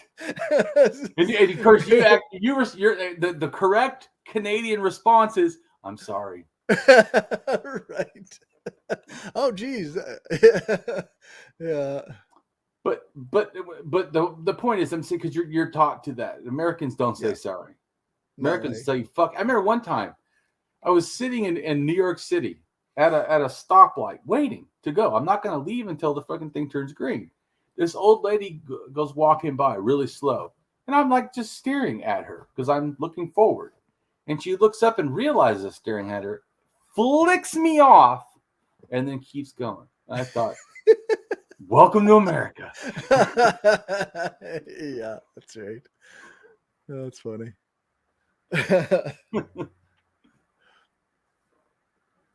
Where was I? For Tyler, animism represented the earliest form of religion, being situated within an evolutionary framework of religion that has developed in stages and will ultimately lead to humanity rejecting religion altogether in favor of scientific rationality. Thus, for Tyler, animism was fundamentally seen as a mistake, a basic error from which all religions grew. He did not believe that animism was inherently illogical, but he suggested that it arose from early humans' dreams, visions, and thus was a rational system. However, it was based on unlike, of course, Christianity or something, right? Right. However, it was based on erroneous, unscientific observations about the nature of reality. Stringer notes that his reading of primitive culture led him to believe that Tyler was far more sympathetic in regard to quote-unquote primitive populations than many of his contemporaries, and that Tyler expressed no belief that there was any difference between the intellectual capabilities of the quote-unquote savage people and Westerners. The idea that there had once been one universal form of primitive religion, whether labeled animism, totemism, or shamanism, has been dismissed by unsophisticated and erroneous by archaeologist Timothy Insole, who stated that it removes complexity, a precondition of religion now in all its variants. I'm not sure I got that last part. Well, he also says Timothy is a very famous archaeologist who's now dead, if I remember right. Okay. And he worked at Çatalhöyük especially, and he said that these people are ancestors. The figurines I'm talking about. There's figurines at Çatalhöyük. It goes back to like archaeologists and me thinking about these figurines are to him representation of actual like people, not goddesses. And then he says this: unless people were deifying their ancestors, which I don't think happened. Oh, really? Because China does that. The Egyptians did that. The Japanese do that. The Koreans do that. The Mongols do that. The Mesopotamia did that. I think probably the Greeks did that. I'm not totally sure. When it gets to some of the younger stuff, I'm not always, but it's not uncommon, especially in Asia. It's very, very big in the Philippines and all these different. Yeah. So to say that it doesn't happen, you must not understand other religions, because it absolutely does. Right. So I feel like if you're going to make a claim about what a past culture does or doesn't do, I think it's always best to get a ethnographic view of ones that use that. So he says it's an ancestor thing. So how do ancestors get worshipped or respected? What is the you need to go read that. When you read that and you realize, oh, it can be their own family. Oh, this is common. Right. Just like the Emperor of Japan, right? That in World War II that got taken over, whatever, because of America bombing Hiroshima and all that unnecessary American bullshit of just murdering humans. They that in a sense emperor believed to be a I don't know how close, but connected to the goddess of the sun. Okay. The sun, like the big, like the Japanese, the big red sun, in a sense, the morning star, I think it is, or maybe it's evening. I can't remember now, but okay. It relates to the sun, anyways. And the point still is that it's an ancestor that was deified. It's in a sense, right. They're saying this human is a deity because they're related. It's like Egyptians would say that, right, that they are considered to be born of the pharaohs I'm talking about. Right. We're in a sense born of Ra, or born of, in fact, tried to later even make themselves deified. And even in Mesopotamia, remember we read that people tried to deify, in fact, even Gilgamesh, right? They said may have just been a king. Yeah. But he's got the reputation of, My point is, so when someone says this is an ancestor, but it for sure can't be a deity because people don't worship ancestors, that's the guy talking right there. Right. That's that Timothy Not Insole. saying he's not a skilled archaeologist, but sure.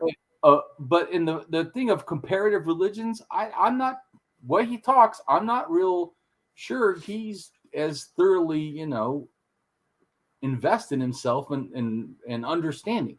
Because I seriously, if you go look at what ancestor worship is and stuff, and you can come up with it for sure to say no one's ever worshipped their ancestor as a deity. It literally says the opposite. So. Yeah. So that's the guy who thinks that this discussion He's of a good animism, archaeologist, by the way. I'm not putting down his archaeology. Right. Good archaeologist. I like him. His stuff was great. Just not Perfect. But he spoke in an area where he obviously is not as knowledgeable. Right. To me, I mean. Yeah. All right. Tyler's definition of animism was part of a growing international debate on the nature of primitive society by lawyers, theologians, and philologists. Philologists. Yeah. The debate defined the field of research as of a new science, anthropology. By the end of the 19th century, an orthodoxy on primitive society had emerged, but few anthropologists still would accept that definition. The 19th century armchair anthropologists argued that primitive society and evolution. That Alice was calling armchair gentlemen. Trying to act as if they weren't anthropologists, which they were. Right. They were just primitive anthropologists. Nice. So they argued that quote unquote primitive society, an evolutionary category, was ordered by kinship and divided into exogamous descent groups. Exogamous? Yeah. Related by a series of marriage exchanges. Their religion was animism, the belief that natural species and objects had souls. With the development of private property, the descent groups were displaced by the emergence of the territorial state. These rituals and beliefs eventually evolved over time to a vast array of developed, quote-unquote, developed religions. According to Tyler, as society became more scientifically advanced, fewer members of that society would believe in animism. However, any remnant ideologies of souls or spirits to Tyler represented survivals of the original animism of our early humanity. New animism, or non-archaic definitions. Many anthropologists ceased using the term animism, deeming it to be too close to early anthropological theory and religious polemic. However, the term had also been claimed by religious groups, namely indigenous communities and nature worshippers, who felt it aptly described their own beliefs and who in some cases actively identified as animists. It was thus readopted by... For 1 second. So this goes back to her saying that I shouldn't use it because of as it's 300-year-old, bigotry related, and they still can be used as that. But it is all just like I said to you, saying don't capitalize indigenous when I have indigenous followers that are literally doing that. Yeah. I mean, but it's I think you don't have to throw out the old 100% of the time. Like you can adapt things and you can use them differently. Well, you could get rid of the word archaeologist and get rid of the word anthropologist and come up with new words that didn't start in bigotry, because even though I feel like most of the archaeologists now are pretty progressive, I mean, there's some that are not. But let's just say that I'm correct that most of them are now. That's not the whole history of anthropology. There is a shitload of sexism, racism. I mean, scientific racism. I mean, full out bigotry, hatred. I mean, it's ugly as fuck. So it's not uncommon for people to say things like, these scientists are the same people who used to measure skulls and you try to justify right. And you go, well, yeah, so they were fucking wrong, right? But we still use science. We still use the reasoning and the evidence. And if the word had primitive as its definition, I would have a lot more issue with it. Right. But it doesn't. Right. What I have an issue is how they limit it to what they think is primitive. Right. Why? That's clearly not in the definition. Yeah. Yeah. It seems like, again, it's that limiting, right? So it was, in some cases actively identified as animists, and it was thusly readopted by various scholars who began using the term in a different way, placing the focus on knowing how to behave toward other beings, some of whom are not human. As religious studies scholar Graham Harvey, there you go. Stated, I read his whole book, by the way. It costs. Okay. I can't remember now. It's like $35 or $75. I can't remember. It was expensive. Not cheap. While the old animist definition had been problematic, the term animism was nevertheless of considerable value as a critical academic term for a style of religious and cultural relating to the world. Animism, Animism Revisited, Current Anthropology, Volume 40, Supplement, February 1999. Animism is projected in the literature as simple religion and a failed epistemology, to a large extent because it has hitherto been viewed from modernist perspectives. Previous theories, from classical to recent, are critiqued. An ethnography example of a hunter-gatherer people is given to explore how animistic ideas operate within the context of social practices, with attention to local constructions of a relational personhood, and to its relationship with ecological perceptions of the environment. A reformulation of their animism as a relational epistemology is offered. The concept of animism, which E.B. Tyler developed in his 1871 masterwork Primitive Culture, is one of anthropology's earliest concepts, if not the first. The intellectual genealogy of central debates in the field goes back to it. Anthropology textbooks continue to introduce it as a basic notion. For example, as the belief that inside ordinary visible, tangible bodies, there is normally invisible, normally intangible being, the soul. Each culture having its own distinct animistic beings and its own specific elaboration of the soul concept.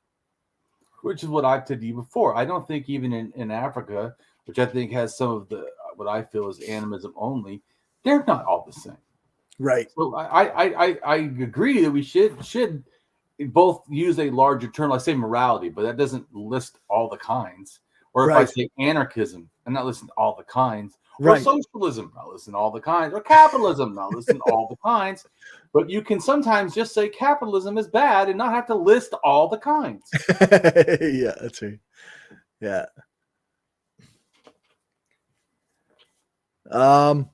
Encyclopedias of anthropology commonly present it, for instance, as quote-unquote religious beliefs involving the attribution of life or divinity to such natural phenomenon as trees, thunder, or celestial bodies. Okay.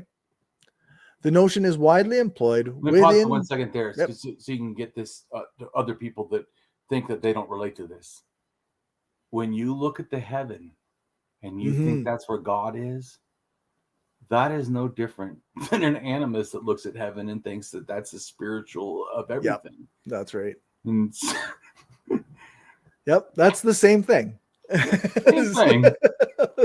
Just trying to help out. Yeah. The notion is widely... This goes back to... I've not written my book yet. I did, and I have to rewrite it. But when I rewrite it, this is a point that I want to make too, is that doesn't make somehow one version of animism better. Right. Yeah. There's not a hierarchy here, right? So what I hope is that either I inspire you to be an atheist by reading my book, or you'll get the next best thing, which is a cultural awareness, which is what I talked about. Right. Or maybe even if you choose to believe in religion, you'll have a harder time thinking other religions are not the same as you. Yeah, that's right. And then you'll have more of the other thing that I told you I hope you get from all my stuff is compassion. Yep. The notion is widely employed within the general language of ethnology and has become important in other academic disciplines as well, especially in studies of religion as belief in spirit beings, and in developmental psychology, referring to children's tendency to consider things as living and conscious. Moreover, the word has become part of a general English vocabulary and is used in everyday conversations and in the popular media. It appears in many dictionaries, including such elementary ones as the Compact School and Office edition of Webster's New World Dictionary, which defines it as the belief that all life is produced by a spiritual force or that all phenomena have souls. It is found in mainstream compendia, such as the Dictionary of the Social Sciences, which sums it up as the belief in the existence of a separable soul entity, potentially distinct and apart from any concrete embodiment in a living individual or material organism. The term is presented in dictionaries of the occult. The Encyclopedia of Ghosts and Spirits, for example, defines it as the system of beliefs and souls and spirits typically found in tribal societies. Which seems wrong. Right when they do that, that's the part that it got bad. Yeah, that's wrong. Not the whole thing. So that's what I was trying to say is that I it's not that I totally disagree with Alice. Because when it got to that distinction, maybe it is racism. It's definitely religious bigotry, but it may also be racism. Yeah. So my point is that didn't make the whole concept racist, but how it was used at that point, it was fine. It's fine. Whoa, what the hell? Right. And the Dictionary of Mysticism and the Occult defines it as the belief common among many pre-literate societies. Once again, it's in everybody. It's spirits. Every freaking religion has it. So that's totally wrong. So not true. That trees, mountains, rivers, and other natural formations possess an animating power or spirit. Let's pause for a second. Yeah. There is no have to. Since it can be just a belief in a soul, it doesn't have to mean that everything is animated, and not every animist believes in every single thing. But it is a common, thinking that things can. Yeah. And just go back real quick to Christians. So Christians sometimes, I remember when I was a Christian, just to give a thing, I like hardcore rock music, right, or metal or whatever. Yep. And I liked Slayer, but I would never listen to them because I felt that just the hearing them sing is somehow evil or something. And it just goes back to what because my parents would have said that it allows demons in or whatever, and don't smoke pot. It allows demons to get inside, or don't drink too much as demons get in. Yeah, it's a literal that you can't do things because things have these attachment to spirits. Yeah, that's right. Yeah, it's funny. Music will make you evil. but you get what I'm trying to say is oh dude. You've never met Fanatics, have you? I just once you said that music thing, I remembered me. When I was 22, I met this guy, right? We're both Christians, right? At this time, I didn't become atheist till 35. Both wholly believing Christians, didn't ever doubt God once, no atheist friends, none of that shit. But this guy, even as a Christian, I went, seriously? Because I can't remember. He said he doesn't listen to modern music. I said, oh, well, dude, I listen to all kind of stuff. In fact, I even like Mozart. He goes, yeah, but we can't listen to Mozart. And I'm like, what the fuck? Why not? We don't know what he was thinking when he made that music. And I'm sure it wasn't God. And I'm like, what the fuck? So we have to be able to read the minds of the people making the music in order to make it not sinful. But that's what I was just saying, that Christians like to, or organized religion people in general, like to think that somehow they're set apart and then they can easily critique all these other things. It's just religious bigotry to me. Yeah, for sure. Amazingly, the century-old Tylorian concept appears in all of these diverse sources, popular and academic, general and specific, revised little, if at all. Animism, a 19th century representation of an ethnographically researchable practice, particularly conspicuous among indigenous peoples, but by no means limited to them, is depicted by all as an object in the world. The survival of the Tylorian representation is enigmatic because the logic underlying it is today questionable. Tylor was not as rigid a positivist as he is often made out to be. However, he developed this representation within a positivistic, spiritual/materialistic dichotomy of the 19th century design in direct opposition to materialist science, in the belief and as part of an effort to prove this belief, that only science yielded true knowledge of the world. Furthermore, the moral implications of this representation are unacceptable now.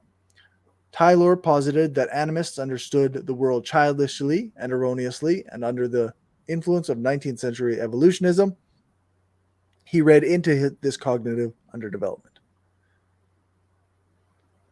Yet the concept still pervasively persists. Equally surprisingly, the ethnographic referent and researchable cultural practices which Taylor denoted by the signifier/signified of animism has remained a puzzle despite the great interest which the subject has attracted. Ethnographers continue to cast fresh ethnographic material far richer than Taylor had, or could have imagined possible, into one or more of the Taylorian categories: religion, spirits, and supernatural beings. Excuse me. At the same time, they have commonly avoided the issue of animism and even the term itself, rather than revisit this prevalent notion in the light of their new and rich ethnographies. A twofold vicious cycle has ensued. The more the term is used in its old Taylorian sense without benefit of critical revision, the more Taylor's historically situated perspective is taken as real, as the phenomenon which it only glosses, and as a symbol that stands for itself. Wagner, 1981. In turn, anthropology's success in universalizing the use of the term itself reinforces derogatory images of indigenous peoples whose rehabilitation from them is one of its popular roles.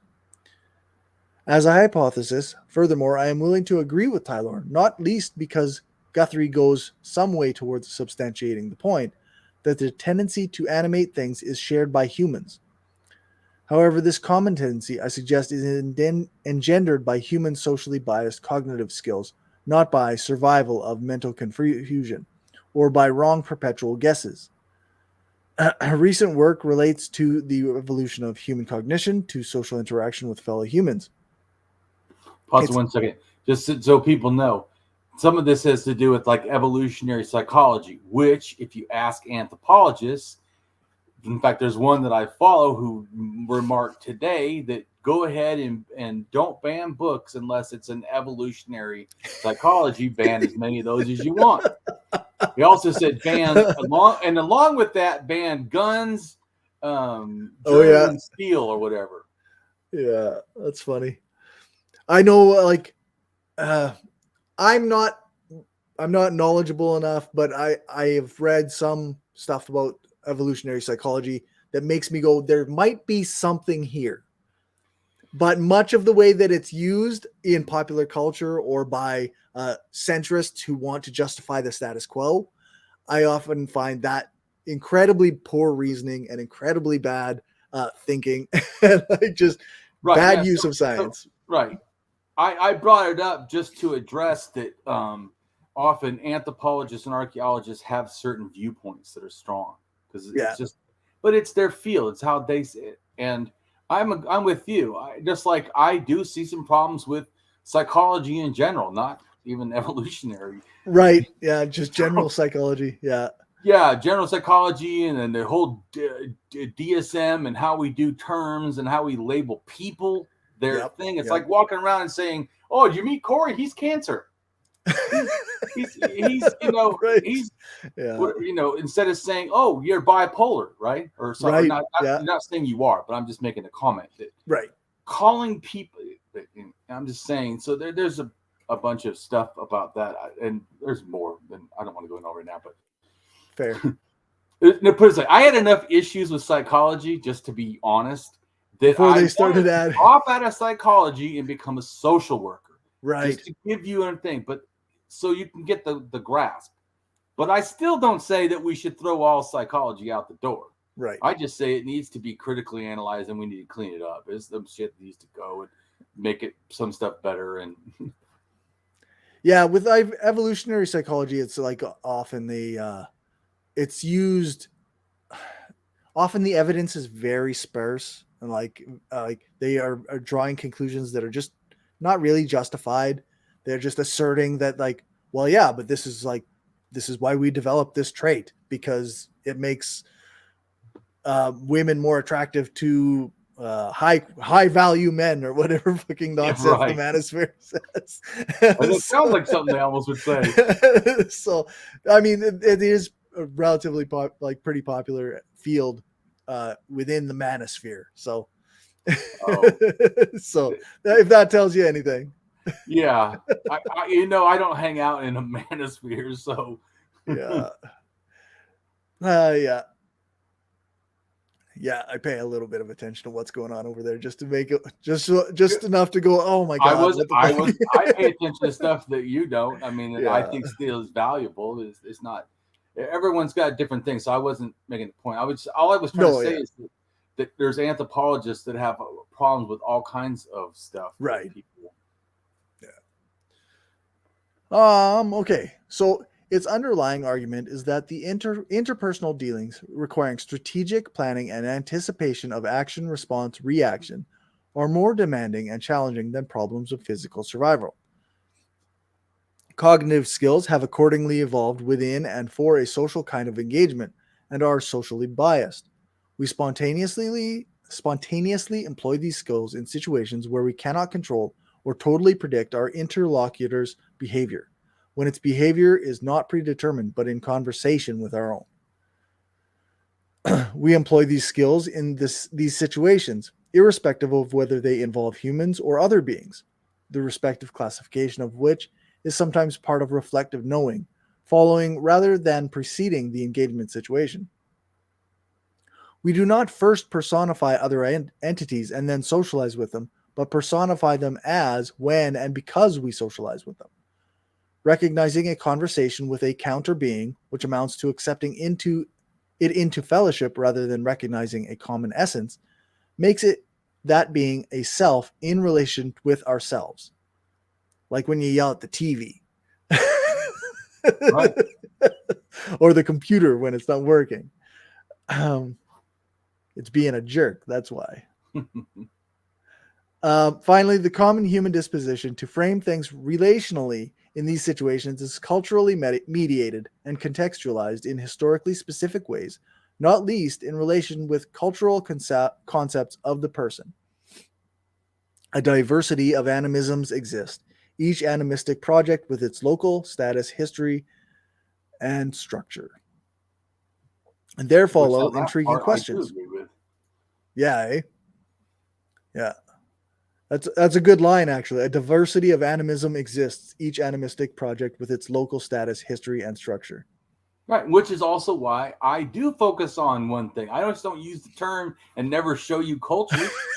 Right, yeah. Right. Even with totemism or shamanism or paganism, I give you all kinds of cultural data and DNA and migrations and way that interactions and different behaviors. I don't say it all the same.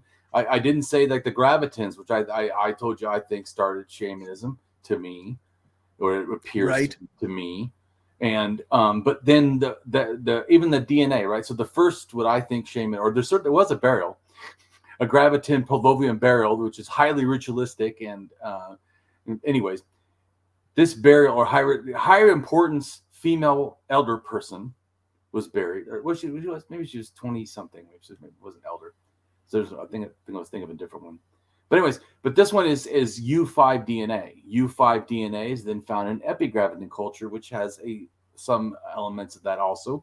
They did rock things in northern Italy that looked like they're worshiping the sun, moon, and doing all these different things. Anyways, and they had burials where they killed fake animals. They drew like a picture of a certain type of elk that they didn't hunt. Oh, okay. They didn't hunt it. So it sounds like totemism. And then they ritually killed it. Big, deep splashes in it when she died. When they buried the ritualistic person that I think is a shaman. Interesting. So my point is, though, that the U5 DNA is also later found in the Magdalenian, which I think also my personal and other people have said they think that shamanism. And then that same U5 DNA ends up, remember we talked about Samis, right? Ends up in the Sami that are also doing shamanism.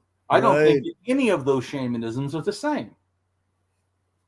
But they're all similar, just as much as, like you said, different animism. So I'm just saying, I see all of it as distinct, in a sense. Yeah. Things not some monolithic. I talk in monolithic just as easier for people that don't know and aren't going to read, tons of books. Right. Yeah. But it's very, and I say all the time, don't I? Say you think that the stuff I talk about is complex. You should read all the stuff I read to understand what I'm talking about. Yeah, that's right. Even more complex. All right. There follow intriguing questions deserving study. For example, how does hunter-gatherer animism compare with the current radical environmental discourses that some scholars have described as the new animism? See also Kennedy's new anthropomorphism. What other forms of animism are there? How do they articulate in each case with other cosmologies and epistemologies? How do animistic projects relate to fetish practices? Surely, however, the most intriguing question is why and how the modernist project estranged itself from the tendency to animate things, and if it is indeed universal. How and why did it stigmatize animistic language as a child's practice, against massive evidence to the contrary? How did it succeed in delegitimating animism as a valid means to knowledge, constantly fending off the impulse to deploy it and regard it as an incurable disease? The answers are bound to be complex. Ernest Gellner, 1988, argued that nothing less than a near miraculous concatenation of circumstances can explain the cognitive shift that occurred in Western Europe around the 17th century. Ironically, history has it. First off, I don't agree it was miraculous. Go ahead. No way. What? Yeah.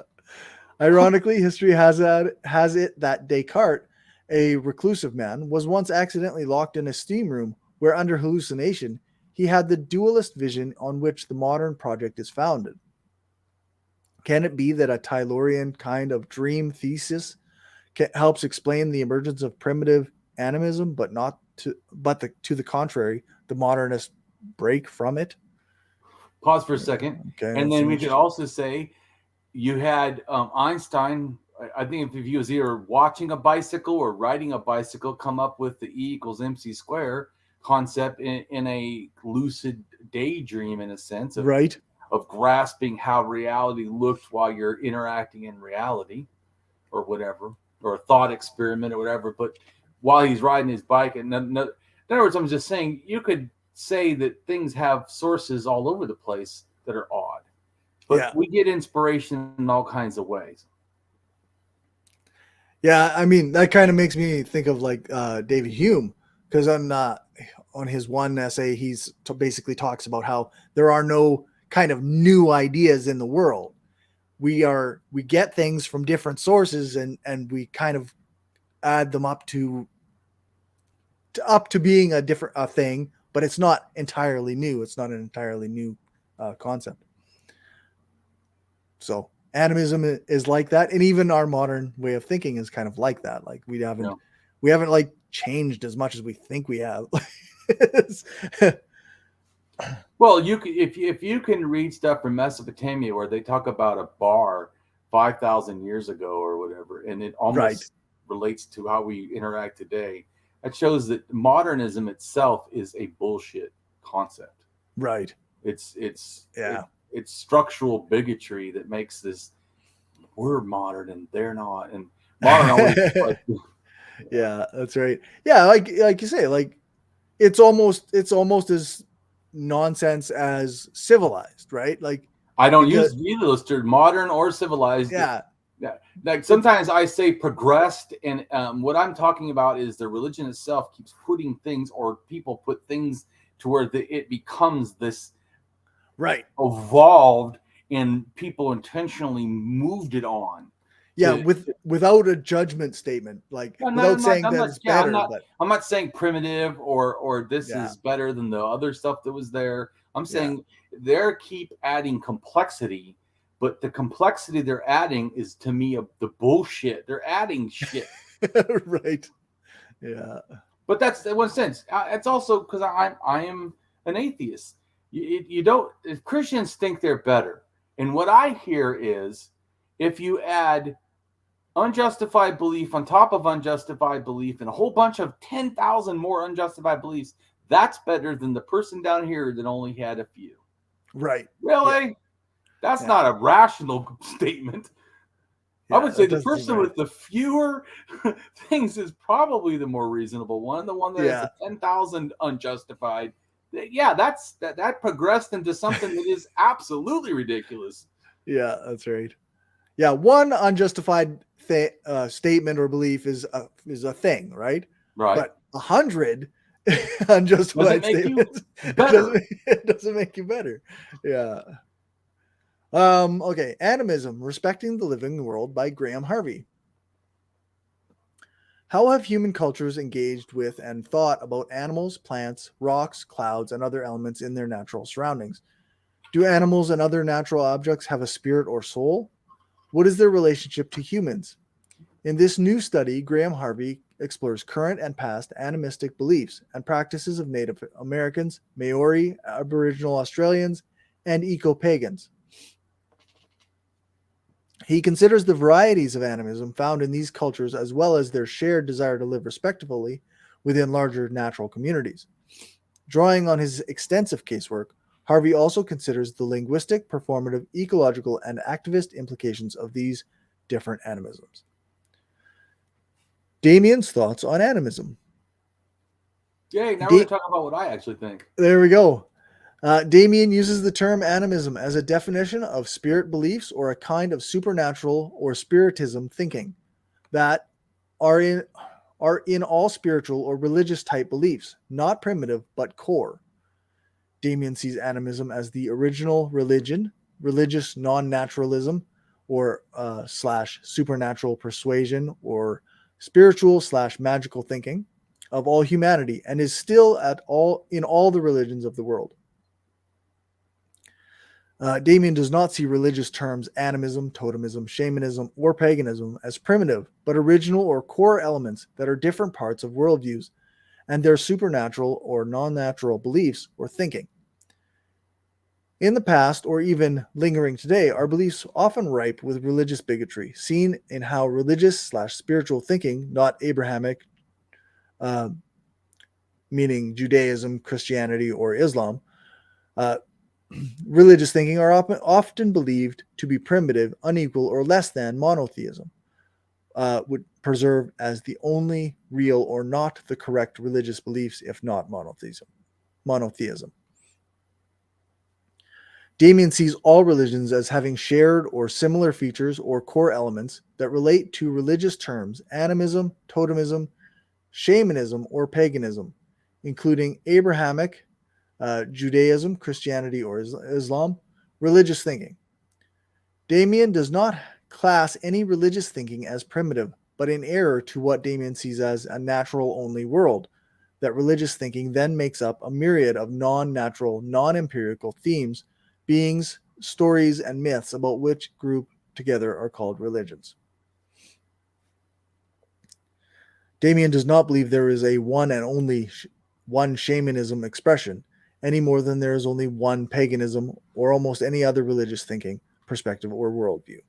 There is no one Christianity, nor one Islam, neither is there only one Buddhism or one type of Hinduism. Does Damien, as an atheist, think there may be any chance I would ever go back to religion or become religious of any type? Damien's response: no, I don't see myself believing in non-reality beliefs supported by faith. Damien does not value faith. Atheism is a lack of belief in gods, so it doesn't mean one can't have other beliefs, even spiritual, religious or spiritual, whatever this loose term spiritual means. Damien is an atheist, anti-theist, and anti-religionist. So Damien does not enjoy attending any religious services or follow any religious themed teaching, but understand that others who are atheists may. People should do as what they feel works for them. Right, just like this concept. I wouldn't go to a church, but I may attend a powwow. Right. Because it's more of a cultural thing and not some forced, to me, religious only thing. Right. So I'm trying to clarify that, and I wouldn't be attending it for the religious part. It's just to be more of the cultural stuff. Right. But I'm just making a comment that I wouldn't see that, like, go to a church for its, Easter service. Right. Yeah. No, me either. But I could maybe be talked into going to some Native American thing. That's all I was trying to say. Mm-hmm. Because I get what I'm saying? Yeah. I mean, there's some things like you say, like I feel like going to a church that isn't for a personal reason, like a wedding or a funeral, is like I have gone to weddings and funerals in churches. So as an atheist, like I don't feel the need to do those other things like Easter service or Christmas service or whatever. But absolutely, if I was invited to a powwow, I would go. Or if I was invited to like some less dominant cultural practice that I haven't experienced before, I would probably go to that. Right. So you have a similar kind of thing as me. Yeah. Yeah. Pizza. Yeah. And I appreciate, everyone also, listening to this subject. I know it's not it's a heavy, in a sense, dense one for some people. And I know that it's important though. Yeah.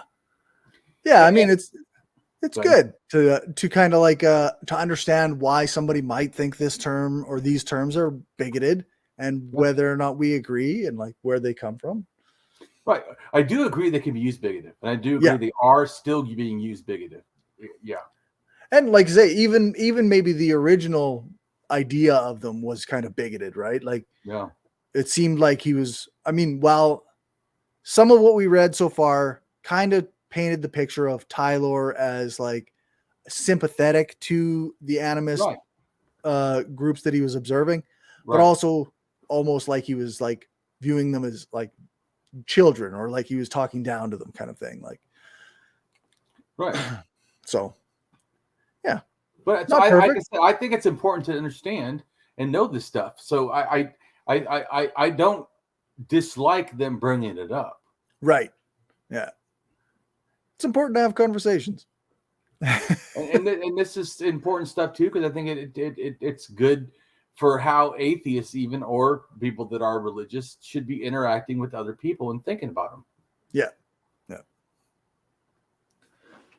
To me, the important thing is you attack thinking, not people. Right. Yeah. Criticize ideas. Be kind. Right. Atheism. So atheism in the broadest sense is an absence of belief in the existence of deities. Less broadly, atheism is a rejection of the belief that any deities exist. Yeah. It goes back to the thing that atheists always argue about what the term atheist means. Right. I always want it to mean that it depends on if it's in a sense soft or hard, or they call it positive or negative. Yeah. But we're not going to go into all that, so keep going. In an even narrower sense, atheism is specifically the position that there are no deities. Atheism is contrasted with theism, which in its most general form is the belief that at least one deity exists. The first individuals to identify themselves as atheists lived in the 18th century during the Age of Enlightenment. The French Revolution, noted for its unprecedented atheism, would witness the first significant political movement in history to advocate for the supremacy of human reason. In 1967, Albania declared itself the first official atheist country, according to its policy of state Marxism. Writers disagree. Pause real quick for a second. I do not support state atheism. I don't support a state, period, but I certainly don't support state atheism. That's right. Or state Christianity or state anything like that. What the fuck? If you're going to have a state, then you supposedly it's for all of us. How the fuck are you going to tell what's the better religion or not religion? Come on. Right? Yeah, that's right. If we buy their bullshit that the state is wonderful because it protects the group. Okay, well, the group also involves people that are religious and non-religious. Both of them should have equal respect. Like, what the fuck? Yeah, exactly. Which is to say, like, that's what a secular state is supposed to be, right? Where you respect that everybody does their own thing and none of us get to rule over others and they're in religion. Yeah. course, they don't follow that, but go. No, of course not. Sound nice. Like a second or something. Yeah, that's right. Yeah. Writers disagree on how best to define and classify atheism, contesting what supernatural entities are considered gods, whether atheism is a philosophical position in its own right or merely the absence of one, and whether it requires a conscious, explicit rejection. However, the norm is to define atheism in terms of an explicit stance against theism.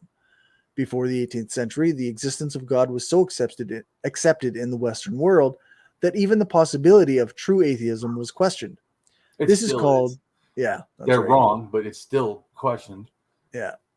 This is called theistic innatism, the notion that all people believe in God from birth.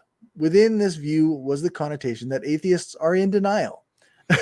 Just to make a finer point that anyone thinks that that's not still true today, my video in that where I take on the Calgary street preacher, right? In fact, if you watch the whole thing, I stop it because I tell him he is dishonest. I'm not going to listen to him talk nonsense that we both know is true. He said every atheist he talked to believed in God. I said, then you've not talked to an atheist. Every atheist I have talked to do not say that. Even when they did a scientific study, it was like 5% believe in some sort of a loose something. Like, you can't believe in God and be an atheist. It's just how the word works. You didn't know the term. You didn't understand the definition. It's just how the word works. Yeah. So, anyways, I'm just saying that it's so strong that the debate didn't finish because I got angry and I said, all I care is you just say you're wrong and let's move on. Yeah, that's right. We can debate anything else. I'm like, just say you exaggerated. Say that you misunderstood. Say something. I will not accept that that's a state. You're just then you're lying. I won't sit here and that's right. debate the fucking liar. Yeah, exactly. Yeah, there is also a position claiming that atheists are quick to believe in God in times of crisis. That atheists make deathbed conversions, or that there are no atheists in foxholes, which we know are also false. Right. There have, however, been examples to the contrary, among them examples of literal atheists in foxholes. Some atheists have challenged the need for the term atheism in his book. There's a lot of actually who do that, including John, right? He came on, an anthropologist, archaeologist. Right. And he came on and said that he is, in a sense, an atheist, but he never uses that term. Yeah. Yeah, because he doesn't make it distinct from the other things he doesn't believe. He doesn't, believe in the tooth fairy. He's not an anti-tooth fairyist. But I would say if the whole world was trying to force everyone to follow the beliefs of the tooth fairyist, I would absolutely be an out anti-tooth fairyist. Well, and in fact, I do at various points, argue, hey, we know that the tooth fairy doesn't exist. I'm actively not believing in the tooth fairy. But you get my point, though. I always say people own themselves. They can define themselves how they want. Yes, that's right. Not. When I talk about my concepts, it's how I do. I understand religion and want people to understand it. If other people reject this, if every anthropologist says that they don't agree, fine. It doesn't break my heart, whatever. Yeah. In his book, Letter to a Christian Nation, Sam Harris wrote, in fact, atheism is a term that should not exist. No one ever needs to identify himself as a non-astrologer or a non-alchemist. Although in 2023, yes, we do actually sometimes have to do that. Oh, absolutely. Yeah. We do not have words for people who doubt that Elvis is still alive. Yes, we do. Or that aliens have traversed the galaxy only to molest branches. Yeah, of course we have the words rationalist, skeptic. We have words for these things. Sam Harris is just wrong. He's just a wrong person. Well, this goes back to the why atheists are often wrong. They start with these leaders that they're listening to that aren't truly philosophers, nor do they work really hard to become antiquated or skilled or whatever at philosophy. I got someone says, "Oh, isn't the best book?" As the atheist said to me, just bring this up. Sam Harris's book on the moral, whatever it is, landscape or whatever. Oh yeah. Yeah, the only book I ever read is Sam Harris, by the way. But useless. I was like, dude, the guy literally doesn't mention, meta ethics and all kinds of stuff. What? Yeah, like that's the book where he's like, there's been hundreds of thousands of years of philosophy done on ethics, but I'm just going to ignore all that because it's boring. Like, I told him, I don't know how you're going to make all these judgments also and never bring up axiology or epistemology used for morality. I'm talking about, or ontology in morality. I mean, or at least that's how I felt. And this one philosopher, he's, I make everybody read Sam Harris, and I was like, seriously? What, to critique it? Yeah, that's right. Yeah, and then he's like, oh no, it's got a lot of good stuff about thinking. Okay, but you're not saying that's a good philosophy book. Right. Well, okay, he's not really a philosopher. But he uses some philosophy terms. I'm like, he doesn't even use them right. Most of the stuff he says, I'm like, what? I mean, he studied some philosophy, but I mean,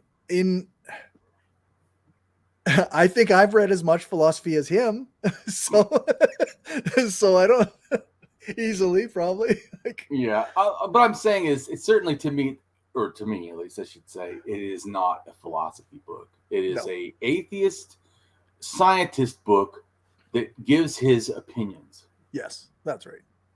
Which is fine if that's how you frame it, right? Yeah.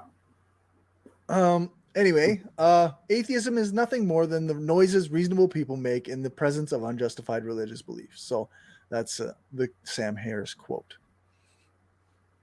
In early ancient Greek, the adjective atheos from the privative, it's got. You can't read. Just go on. Yeah, it just meant godless. It was the first used as a term of censure, roughly meaning ungodly or impious. In the 5th century BCE, the word began to indicate more deliberate and active godlessness in the sense of severing relations with the gods or denying the gods. The term then came to be applied against those who impiously denied or disrespected the local gods.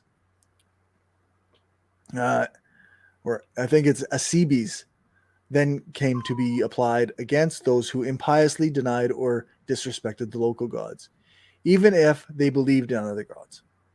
Modern translations of classical texts sometimes rendered atheos as atheistic, as an abstract noun.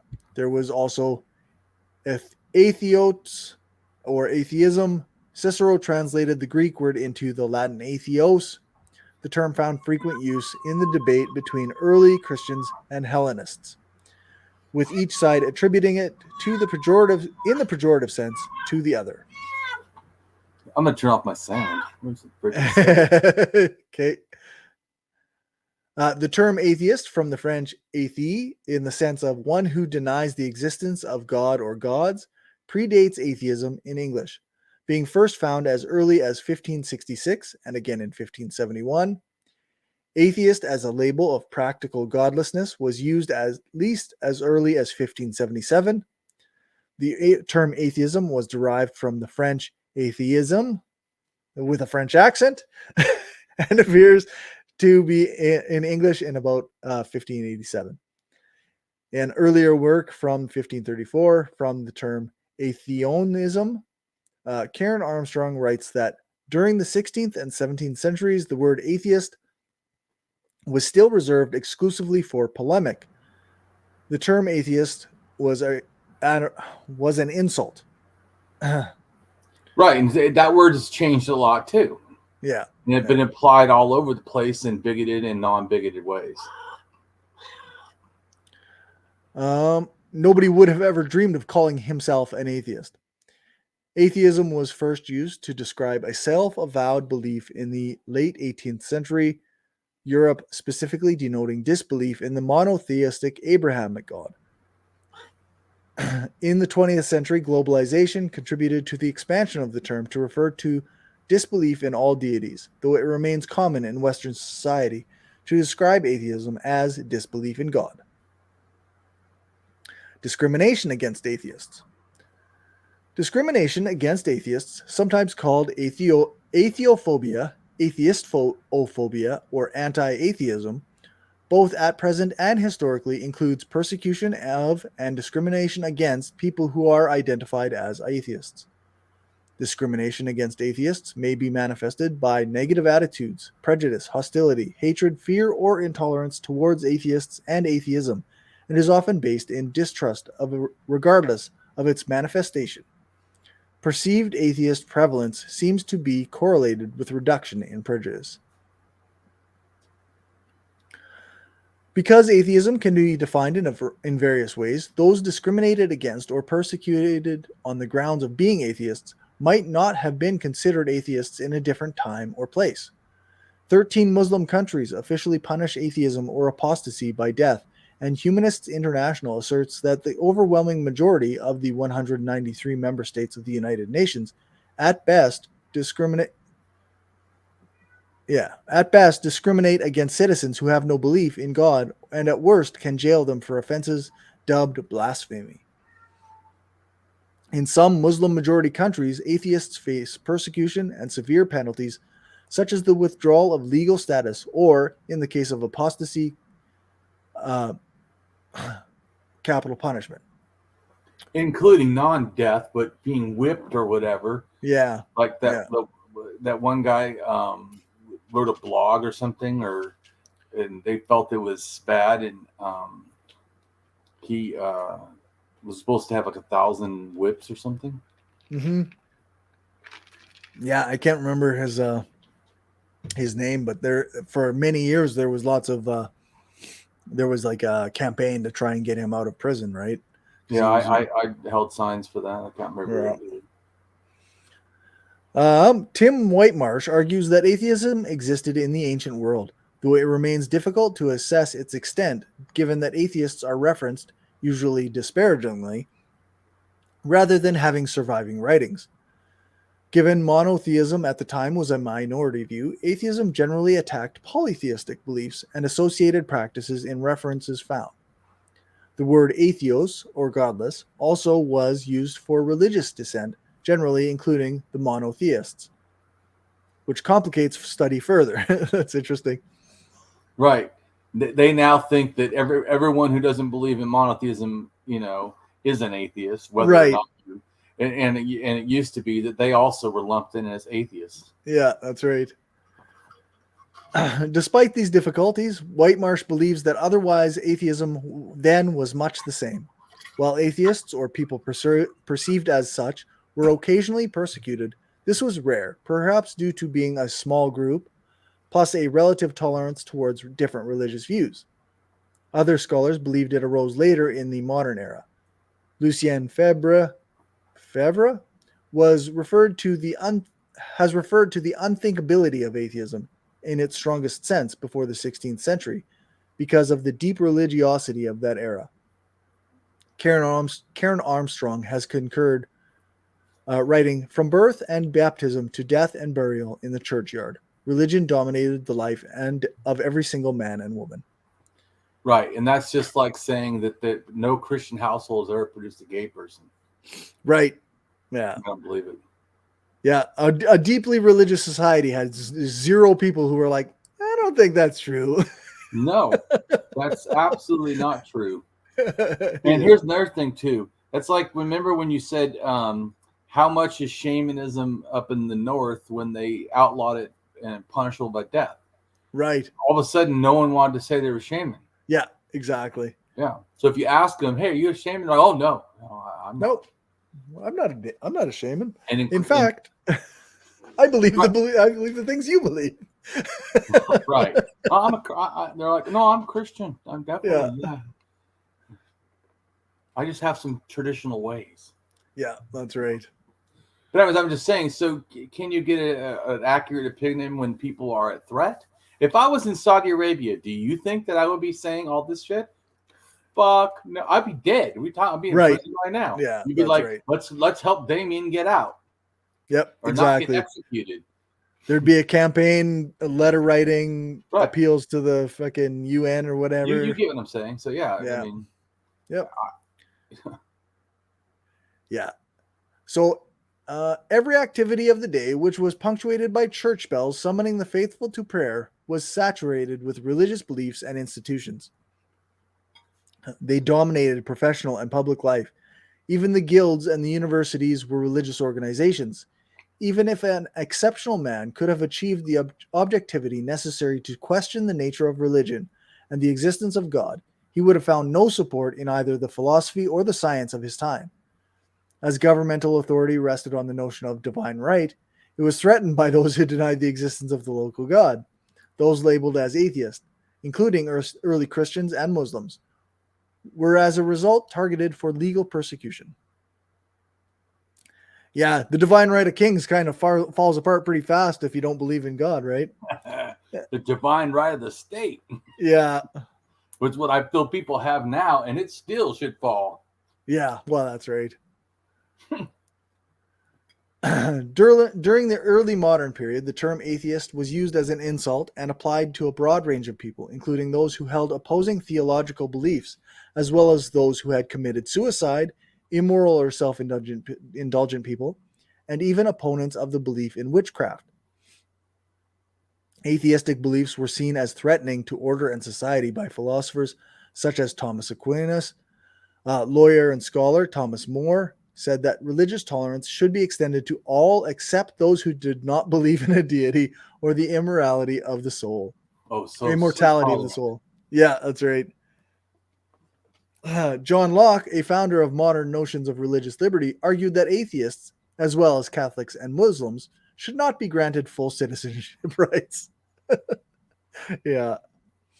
Yeah, good old America. He was a Protestant, I assume, right? Yeah. During the Inquisition, several of those who were accused of atheism or blasphemy, or both, were tortured or executed. These included the priest Giulio Cesare Vanini, who was strangled and burned in 1619, and the Polish nobleman Kazimierz Lyszinski. I think that's wrong, but that's all. Who was executed in Warsaw, as well as Etienne Dole, a Frenchman executed in 1546. Though heralded as atheist martyrs during the 19th century, recent scholars hold that the beliefs espoused by Dole and Vanini are not atheistic in modern terms. Baruch Spinoza was effectively excommunicated from the Sephardic Jewish community of Amsterdam for atheism, though he did not claim to be an atheist. Well, and we like the atheist community, that when I was in it, we talked about the God of Spinoza, right? Like he didn't believe in the religious God; he believed in the universe God, right? Right. A non-interventionist. Right, pantheism. Yeah, that's right. Damien or is deism, I guess you could say. Yeah, deism. Yeah. Damien is an atheist, anti-theist, and anti-religionist.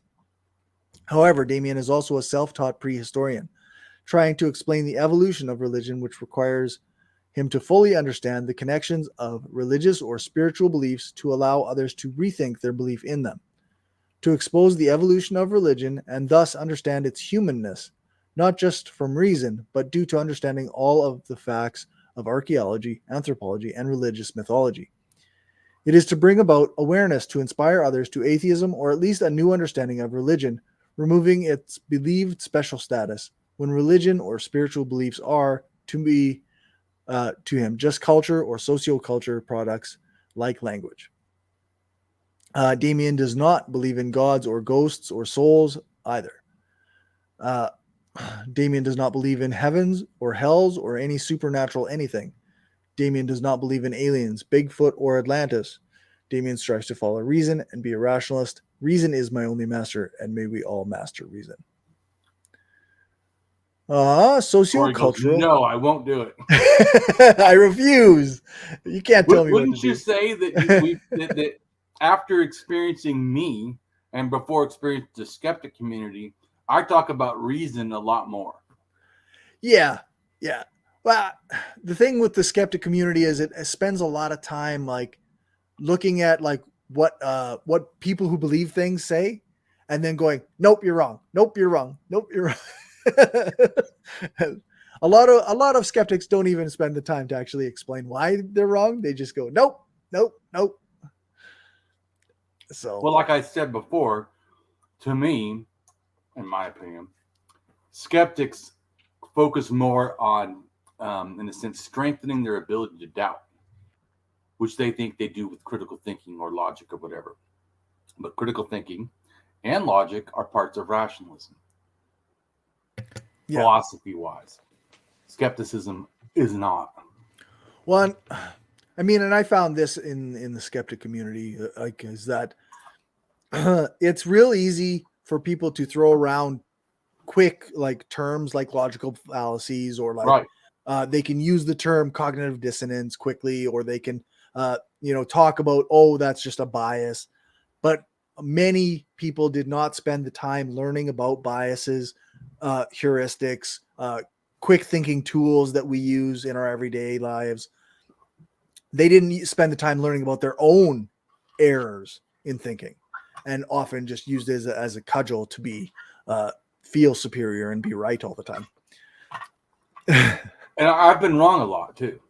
So I told you before that I don't hide it when I'm wrong. Right. I change my opinion if I totally see someone else is correct. That's why I told you I don't do debates, not because I'm afraid to talk to people.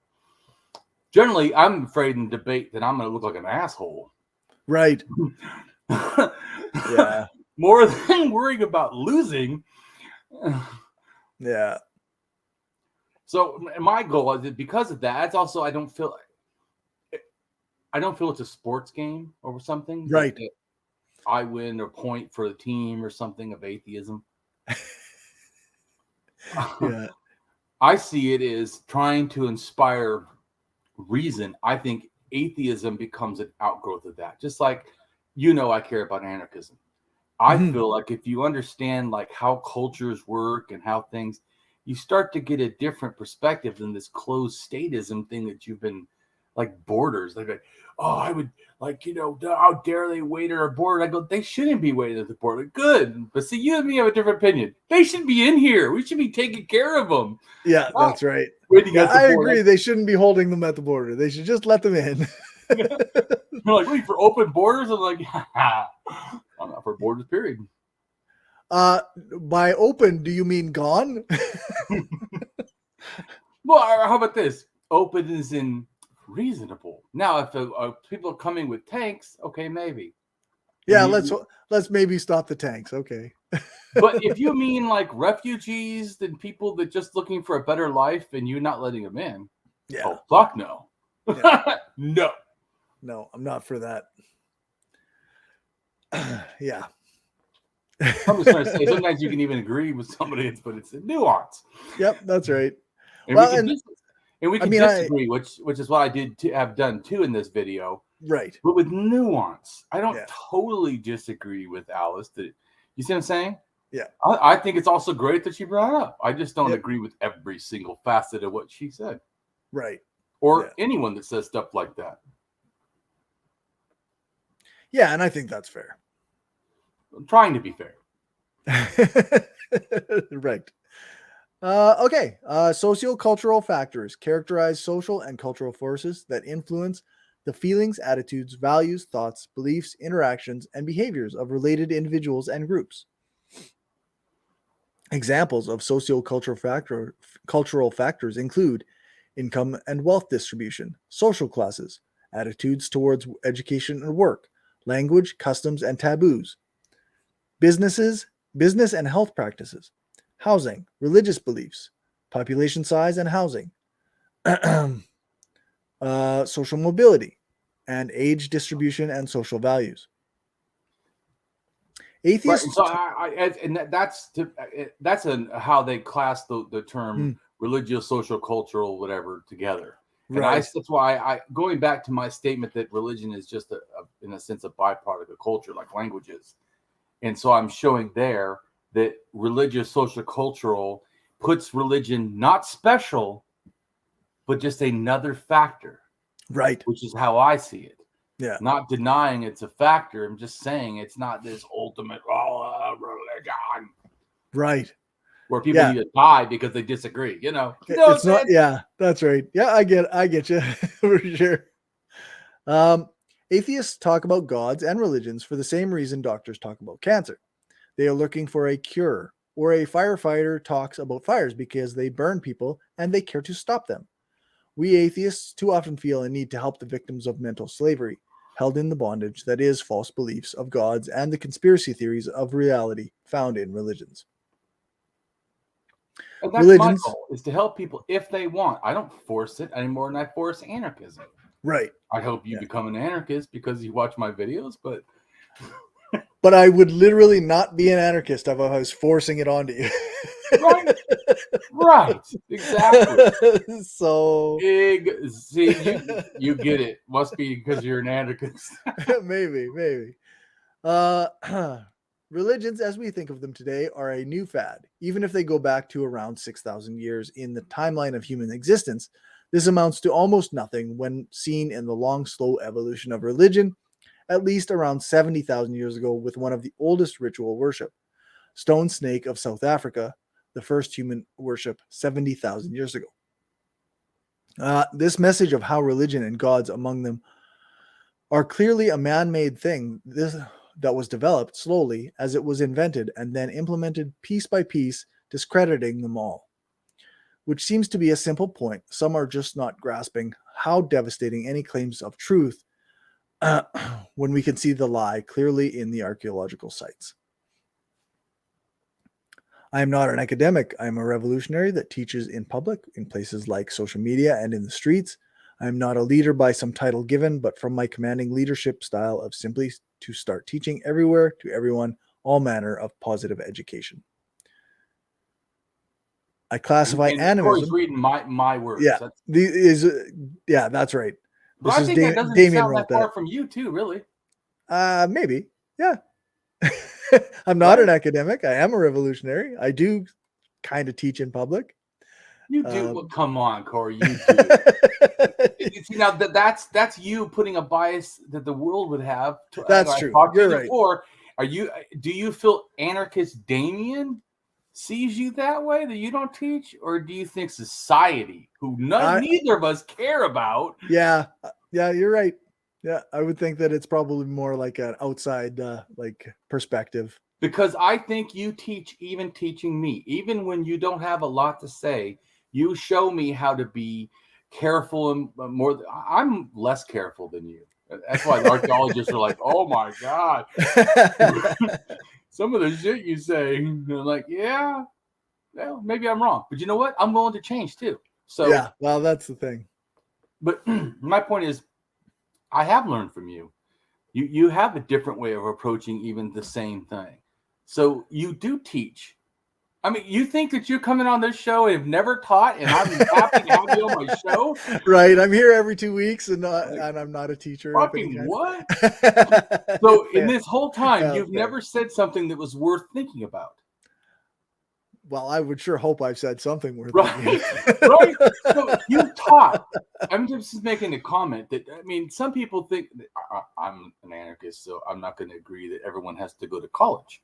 Right. But you can be, I think, college educated because you just learn a lot. Yep. Yeah. Well, I think often we downplay the amount of self-education that people do. But here's the solution for that. If people think that that's such a big deal, college free. Yeah, that's right. Yeah. Yep, that's right.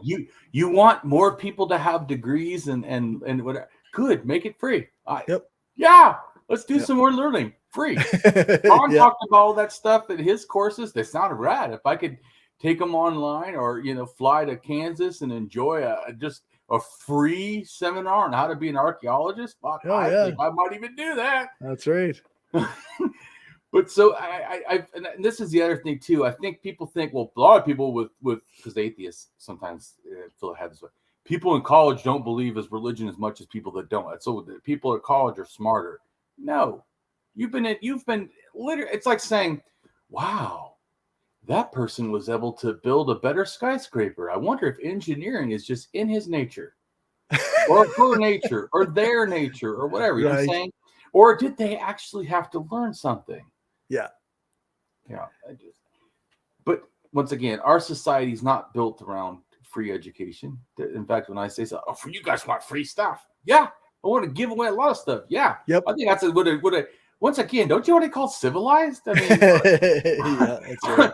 Yeah. Can we not, if it would be possible, move past the predatory stage that everything has to make money? Right. Yeah. Capitalism. But it would be nice if we could. Yeah. It would be great. Nice. Yeah. I'm off. We're gonna, sign me up for that shit. Yeah. When are we doing that? Especially to me, helping children, even if which I don't agree with not helping adults too, but how in the fuck do you not feed kids? I'm telling you, all the meals should be fucking free at school. Yeah. Take home a sack lunch in case they don't have enough for dinner. Yep. It should just be a thing. I remember when I went I told you I had done volunteer work with inner city kids at a Catholic thing, and every day they feed them after school, whatever they feed them and stuff. When the first time I saw that, I freaking cried. It was in the thing. I wasn't expecting it. And they start bringing all this stuff. I'm like, well, what is all this? I'm like, oh, well, we know that they may not have had enough food, so we're bringing food. They don't have to. It's not like they give them a plate. They have these different like containers of milks and things and whatever, and they can take what they want. Yeah. And I was like, I cried. And she's like, what's wrong? I'm like, it's amazing. I was starved as a kid.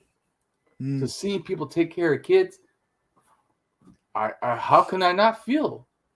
And to think that any society wants to call itself civilized and think that shouldn't happen, you disgust me. I mean, when you say that, not take care of kids, it bothers the fuck out of me. Yep. It's similar to the reaction I get every time, every single time somebody has to pay for. I hear about people paying for healthcare in the U.S. I'm like, that's outrageous. That's outrageous. That you it is outrageous. I totally agree. We should have free Medicare for all. Absolutely. Yeah. Civilized. We should have. And we should have for housing for everybody. There should be no such thing as a civilized society that has people that live in the street. Yeah. And certainly, we shouldn't be sending police and garbage dumps to take all their property and throw it away and force them to leave. Yeah. Yep. No, it's fucked. Anyways, let's keep reading, but yeah. All right. I classify animism, or Damien classifies animism, animated spirit or supernatural perspectives. I see all religious people as at least animists. So all religions have at least some amount, kind, or expression of animism as well. Damien wants to make something clear as clear as he can, as simple as he can, or even though Damien classifies as animism, animated and alive from Latin anima, breath, spirit, life, or people's spiritual or supernatural perspectives. Potentially, in some animism, perceives all things may relate to spiritual, supernatural, non-natural inclinations. Even a possible belief that objects, places, and or creatures all possess a distinct spiritual essence and or thinking, things like that all things, animals, plants, rocks, rivers, weather systems, human handiwork, and perhaps even words, could be as animated and alive. As the first expression of religious thinking or religion, it is not less than, nor is it equal to any other religion or religious thinking. Damien sees all religious people as animists in any way, or at least animists in any way. So everyone is at least animist. How could it be less than other religions, as all other religions have at least some amount, kind, or expression of animism? Animism plus is what Damien thinks. About all that they are all spiritual or religious in thinking. Regardless of if they know it, understand, or claim it, they all, to me, are animist thinkers. Plus paganism, totemism, shamanism, or and even in the monotheistic, calling themselves a Christian, Jew, or Muslim. As an example of my thinking, animism is the often then reality thinking relates to, thus is in all such non-reality thinking generally. Yeah. Yeah. So Damien uses the animism term as a definition of spirit beliefs or a kind of supernatural spiritism thinking that are in all spiritual or religious type beliefs, not primitive, but core. Damien sees animism as the original religion, religious non-naturalism or supernatural persuasion or spiritual / magical thinking.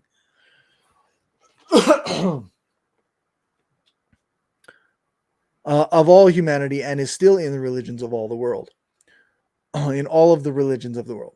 Furthermore, Damien actually is impressed by animist cultures in Africa. Others have seen them as primitive or something like that. They are revolutionaries with women's rights, child rights. What Damien means is if he had to choose a religion, it would be animistic, only like in Africa. So Damien does not look down on them nor any indigenous peoples who Damien cares about as well, as Damien is for humanity for all. Damien challenges religious ideas, and this is not meant to be an attack on people, but rather a challenge to think or rethink ideas.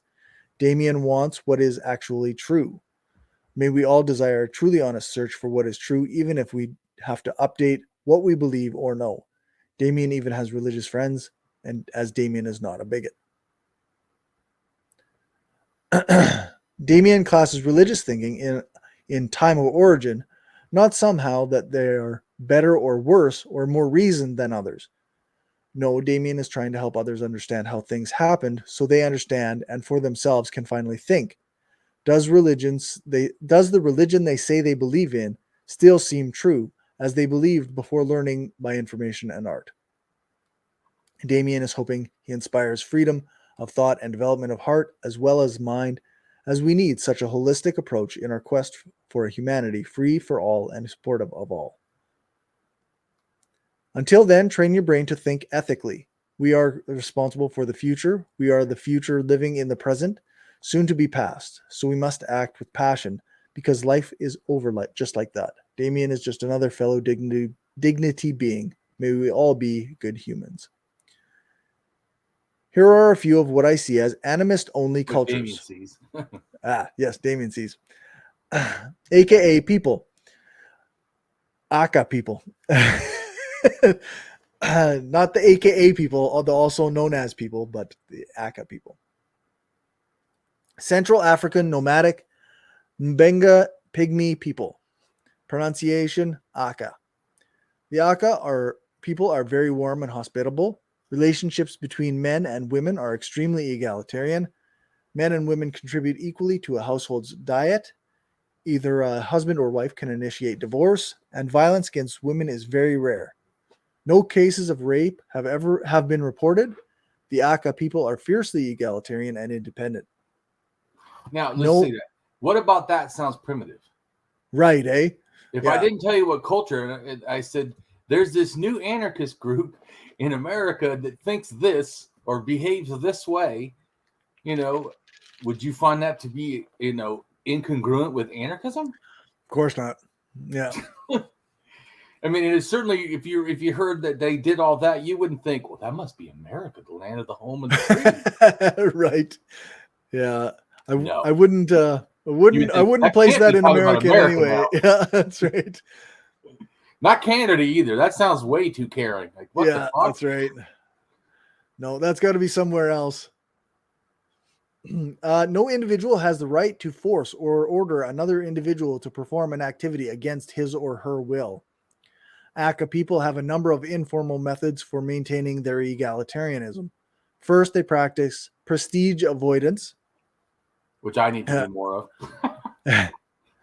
of. No one draws attention to his or her own abilities, and individuals play down their achievements. Which I think that John Hoops does a better job than I do.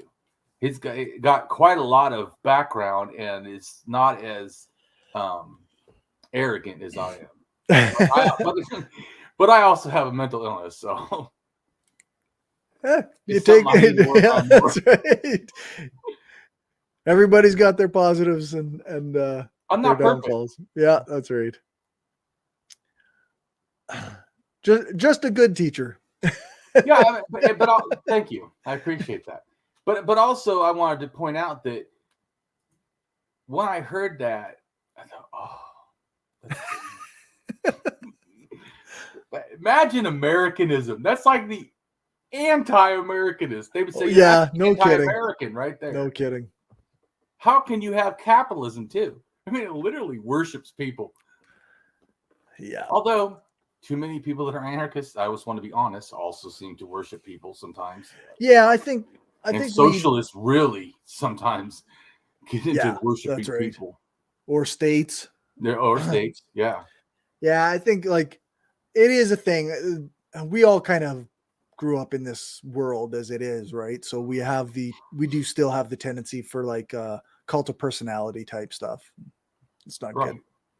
Which is, I don't remember that when I first met you, I told you some Christian guy said the way I talk and how I, think and stuff, that people are going to follow me like a cult. And I said, well, then I need to hurry up and make sure I say the right thing. Right. Yeah, that's right. Like, don't follow me. Yeah. Value my thinking and worship reason. Yeah, that's right. And help me be correct when I'm wrong. Yeah. So I guess next we got the Mbuti people. The Mbuti people are generally hunter-gatherers who are in the Congo's Ituri forest, and they have traditionally lived in stateless communities with gift economies and largely egalitarian gender relations. They were a people who had found in the forest something that had made life more than just worth living, something that made it, with all its hardships and problems and tragedies, a wonderful thing full of joy and happiness and free of care. Pygmies, like the Inuit, minimize discrimination based upon sex and age differences. Adults of all genders make communal decisions at public assemblies. The Mbuti people do not have a state or chiefs or councils. Which, once again, doesn't that sound kind of like anarchism? Yep. Behavior. Once again, they wouldn't call themselves anarchists either, but I'd be like, right. Or certainly calling them primitive. They sound progressive. What are you talking primitive? They sound great. I don't see. There's nothing wrong with that at all.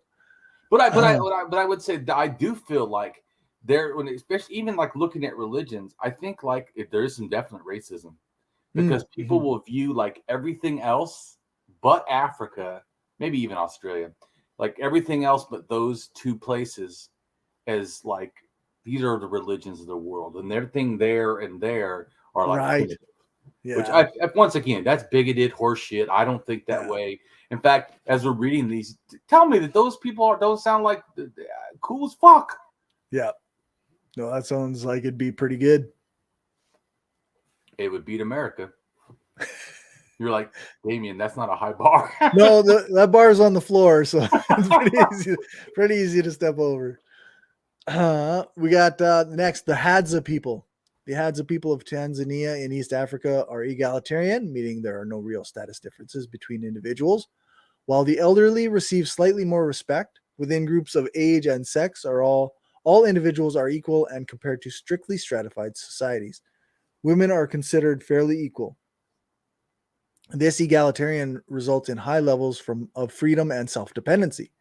When conflict does arise, it may be resolved by one of the parties voluntarily moving to another camp.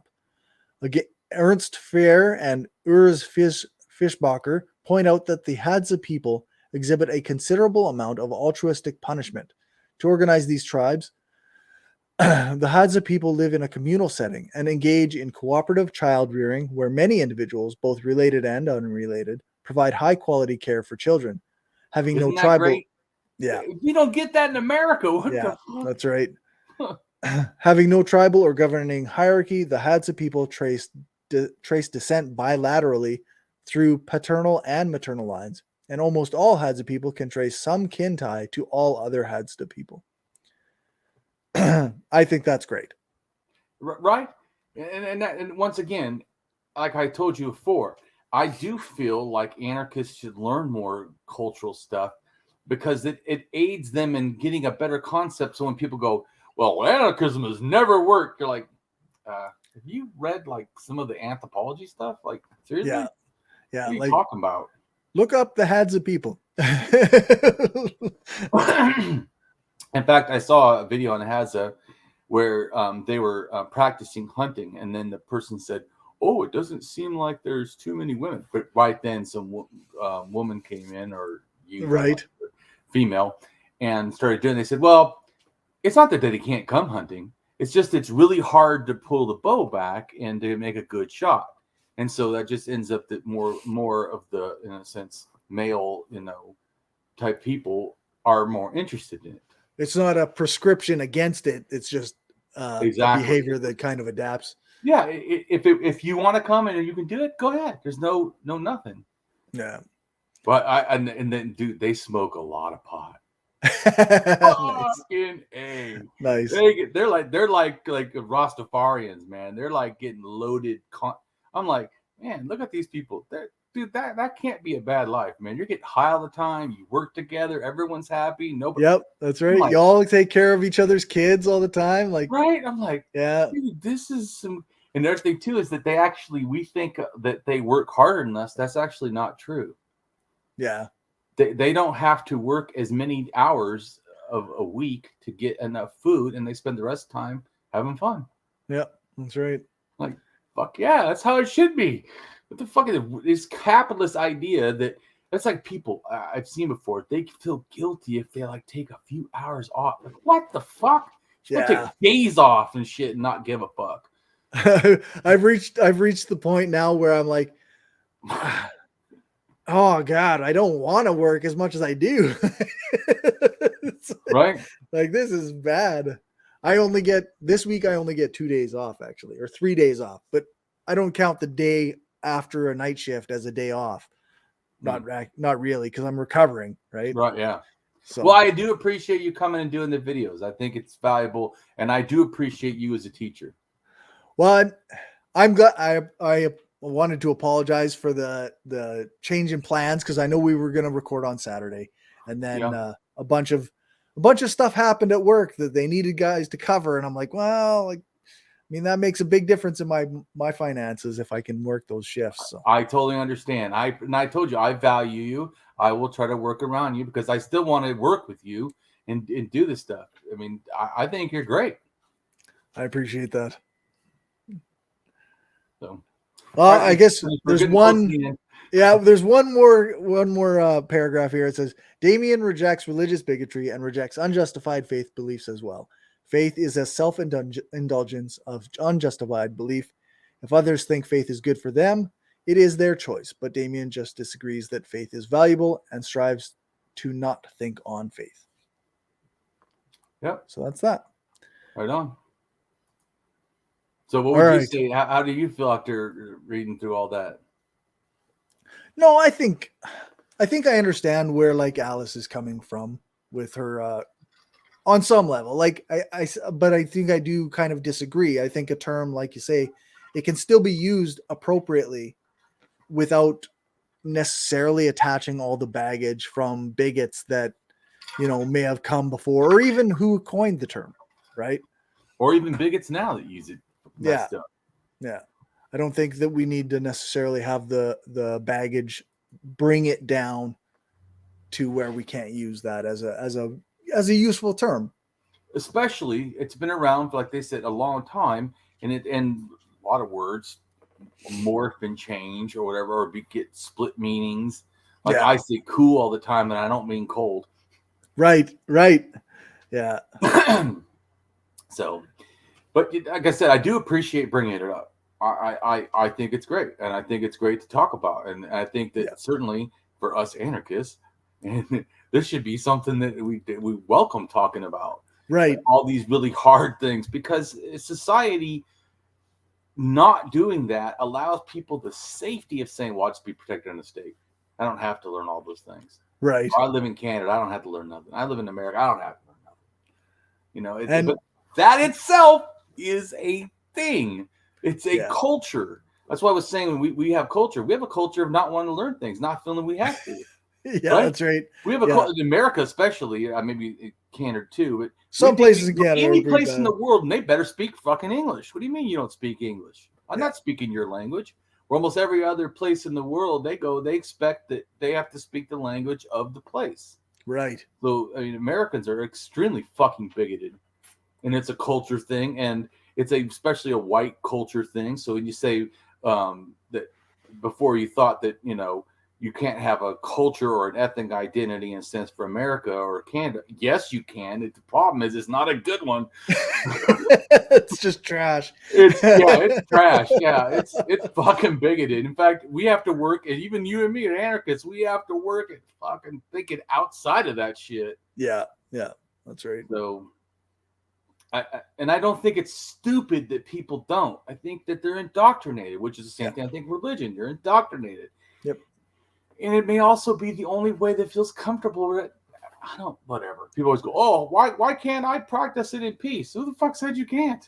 Yeah, what part of what you just read in the whole time did I say people can't practice in peace? By all means. Yeah. Do you?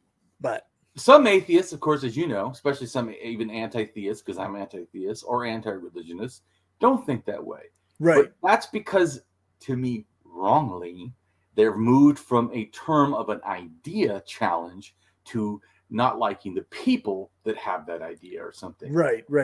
I think because I guess I could see myself as like a anti-religionist in that I want to eliminate the power that the institutions have that are religious. Oh, absolutely. I don't want people to I want everybody to have the beliefs they want to have. I don't want anybody to impose that on each other. And sure, I even have places to go gather or what have you, but there's an institutionality to the church of specifically Christianity in which Canada is and called the US. Anti-clericalism, actually. I think. Okay, there we go. That's a specific branch. Yeah. Of thing where you're fine with other religions that are not, in a sense, some organized power. Right. I don't like the organized power either. Oh fuck, hell yeah! I just don't talk about it much. Yeah. And so people understand. This goes back to what terms mean. When I say anti-theist, do you know what that means? Not what people think. They think it means bigot and shit, and it doesn't mean that. This one guy said, I can't believe science. Remember, I had that debate with that guy. That guy had to stop because he's not intelligent, and what his responses were. I don't know about him personally, but his responses were fucking awful. I told him logical fallacy. I sent him that stuff in advance. He can read it himself. It's not me personally against him. He literally says exactly what the logical fallacy is. I showed him, and he kept saying it, that I can't be. And I said, first off, you can't define the word for me, which I agree. And I'm not trying to do that either. I'm not trying to give words you have to use. In other words, I'm not telling Native people, if you want to call it, like goes back to the Sami, right? The video we did the other day. They don't call them shamans, yet even Alice agrees they are connected to real shamanism. Yeah. But they don't use the word shaman or call it, in a sense, even though we call it Sami shamanism. Right. That's what an anthropologist calls it, because they call them noidi. Remember? Right. So they're not even. So it's noidism. Okay, how's that? Yeah. So you get what I'm saying? Yes. I'm not trying to impose that they can't have their original terms and definitions and more deeper clarifications. Of course I can't. I'm just giving this blanket thing. It's like if you say monotheism, that doesn't mean you can't say, well, but they're a Christian. Right. Whatever. Of course, I don't really think it's monotheism, but I'm just making just making a comment. But so those things though don't lose their like in other words, an anthropologist term is saying if you use a big term like monotheism, you lose all the definition of all the things in it. I don't agree. Yeah. What I think it's how you use it. Once again, it's use. If you use it and don't ever explain that there is difference, I guess it could be, another form of. Sure. But you get what I'm saying. So it is that awareness, I think, that they're addressing. It's not the definition is bad. It's that how the term is applied, that makes it more the issue. Like when you read, you're like, I agree, even me, right? I agree. And then what the hell? Only for non-literate. Right. What the fuck? For pre-literate societies or yeah, whatever. What the fuck are you talking about? Yeah. Holy shit. So to me, I think that's some of the problem, because you should be used like the word monotheism or whatever, just descriptive of a type of God belief. Yeah. Or proposed God belief, whatever. You get my saying. So I think that, but like I said, I still value that it was brought up, and if you want to learn more, there's even more in the blog. And John Hoops also goes back and forth questioning words and terms. I would say he's definitely closer to what I think than Alice, and Alice would say that some of the stuff he's said before, she doesn't agree with. I'm sure. Because he goes, how can you not say, remember, was he out there on the video? I don't remember. But I've talked to him, interacted a lot. He said that how can people, he thinks it's bigoted that people don't ever say that there's shamanism in Africa and that it's just bigotry. Well, first off, I don't agree that no one says that, because even Wikipedia, if you go and look for, and I put it in the blog, but I kind of think it's diversification of shamanism around the world or something like that. Okay. It's a Wikipedia page, and it shows the world, and it has it all over the place, including Africa. I think 2 or 3 places in Africa, or cultures. It just lists these cultures they think could be connected to shamanism. I'm just saying. So I do agree, though, and I say with him, I do agree that if you say shamanism exists and you don't say it's in Africa, I would disagree with that. Yeah, that's right. Because under my definition, not attached to people or primitive or non or cultures and all that, or actually just the definition to a religious type of thing or behavior, boom, I think you can see it. But if you put it that it has to be only, like they said, pre-literate places, but that's the bigotry part that you and me, even you reading it, you're like, because you're getting it how I see it. I'm like, yeah, we found the bigotry. Yeah, that's right.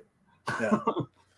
Yeah. So that's and if people can disagree, that's fine. I've never been someone who says everybody has to agree with what I say. I just wanted to make sure that I got a chance to explain how I see it, and how I think it would be helpful if people saw it.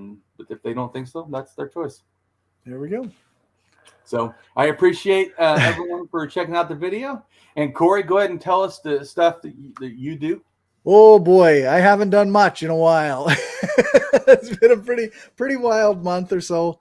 But so I haven't done much in the way of content creation, but should be back at it right away here, recording another Red Reviews with Damien or with Justin tomorrow night. And then that only means I've got 4 or 5 episodes that I've got to edit and produce before can put them out. So yeah. Well, I appreciate the Red Reviews. I think those are good too. And I do like it when you go and give your ideas on anarchism and stuff. I think that's really good. I'm still slowly working on my my video essay on anarchism. I'm just not quite there yet. Which means it'll take me another 6 months to finish it and then write it and then record it and produce it. So right. But well, I think that it's great, and I think it would be really important if people could, at the minimum, just start seeing anarchism for how anarchists see it, and not how freaking statists see it. Yeah, that's right. Yeah, just outside of the propaganda, right? Just like I try to do when I present even religions. I try to get to present it outside the propaganda because I don't feel like that's valuable. Let's get with a core of what's valuable and what's really going on. Yeah. So I appreciate when you do that, because especially since I don't read a lot of anarchist stuff. Everyone, that's watched any of my videos already knows I've said that before many times. Right. But a lot of times they forget because the Marxists think I've read tons of Marxists. I've read nothing of Marx. And if it didn't come on a Wikipedia page, I didn't read it. I've read some Marxists. I've read various leftist theory that isn't anarchist. And I mean, there's some value to some of that. Well, I'm just made a comment. I haven't read any anarchist books either. Yeah. One of them. So I'm saying that my point is, because as you see how much time I've invested into history, right? And the world. And I mean, it's not like I'm ignorant or something. No. Just have a different specialization. Right. And so that's also the same thing. I'm not saying it's not valuable. Like, so I disagree with people say that you have to know anarchism to do anarchism. And I'm like, I don't know. I'm looking at Africa and I'm seeing some anarchism and I don't think they even know the word. Yeah. You don't have to read theory to do the praxis. I'm not saying it's not beneficial, especially just like this is. It's good to critique stuff so you can think, because you don't even realize how bigoted or how fucked up you are until you start thinking about it, including atheists. Right. Atheists think that once they've left religion, now they're just clean and shiny and I guess bigot free, which to me is another obviously not true. Obviously not true. Yeah. And so I'm just saying that I can see how it's important to do all that. That's why I said even what you do. And this is their thing too. You know, not everybody likes every anarchist. Even ones that are famous, right? Not everyone likes them. There's some people that. So the point is, I feel like it should be anarchist to have all kinds of voices. Yes. Right. That's kind of the thing, right? That's kind of the because thing. It shouldn't be fucking leaderism. Yeah, exactly. So, I really appreciate you about you willingness to not try to be perfect. I try to do the same thing because I think that's more honest. Yeah. And it also helps, I think, other people to be also equally more honest. Yeah. Because it's this capitalist system that makes us think that if you don't do something a certain way, you're no good. It's like people I've heard before, they'll go, well, that person got a license to be a doctor from Russia. They're like, ooh, right. Maybe they're not a real doctor. That's what you're saying. Why? Because it wasn't in America? I mean, sometimes the shit that people say is just like, what the fuck? They actually, that's almost a legal thing in like Canada. If you come from the wrong country, your degree just won't be recognized. Right, but you get what I'm trying to say is that they think of that in a sense too globally, not just living that. They do all kinds of stuff. If it's not like me, which is a form of, in a sense, tribalism, thinking, you know, you're not like my clan. My clan does all it this way, and I'm not talking about indigenous people. I'm talking about like American culture. Right. Yeah. Yeah, that's right. So the way that people think, just like Ron DeSantis, if you're, you know, because not only he, but he thinks that there's only male and female, so everyone else can go fuck themselves, and he's going to force it down everyone's foot with his fucking government boot. Or rather, they can't because they just won't get the health care they need. They won't get this, and like they won't be allowed to work. They're going to be. But he says he's going to allow people to take away kids from and give them to a foster who is, I guess, Christian and doesn't believe in trans. Yeah. Because just giving them to someone, like if you gave them to you and me, not that I'm looking for kids, but if someone gave to you and me, do you think I'd be anti-trans? just going to be Ron DeSantis affirming their shit. Yeah, that's right. Fuck no. If you happen to be a pro trans person or like I guess an ally in Florida, then absolutely join the care system so that you can take care of the kids that they take. But you know that's not what they want. So it's not only taking the thing, then deciding who can parent. So the government's going to decide what you can do with your kid and who can parent. The same people who for the entire time COVID was a thing, they were arguing that, but I have the right not to vaccinate my kid. Right. Because I've got ultimate parents' rights. The government can't do anything about it. But if my kid's trans, I don't have the ultimate parent right to let them be trans. It's I mean, at this point, pointing out the hypocrisy of the Republican Party is like banging your head against the wall. Oh yeah, and you know, I told you I don't really talk about the Democrats or Republicans that much, not because I couldn't, but sometimes I just cannot help myself. It's so fucking horrid. It has to be addressed. Yeah, Florida is a particularly bad example of what's going on in the broader country right now. And Texas, too. I know, and I live here. Yeah, no shit. I like living here, just not the people. Yeah.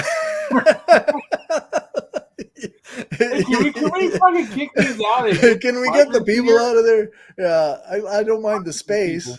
Yeah. These white nationalist dickheads, Christian fucking fascists, get them the fuck out of here.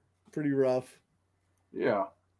Anyways, I appreciate talking. Appreciate everyone listening. I think we addressed it in a good way, which I wanted to. If you want to know more, and you probably should, go read the blog. So cool. All right. Take care.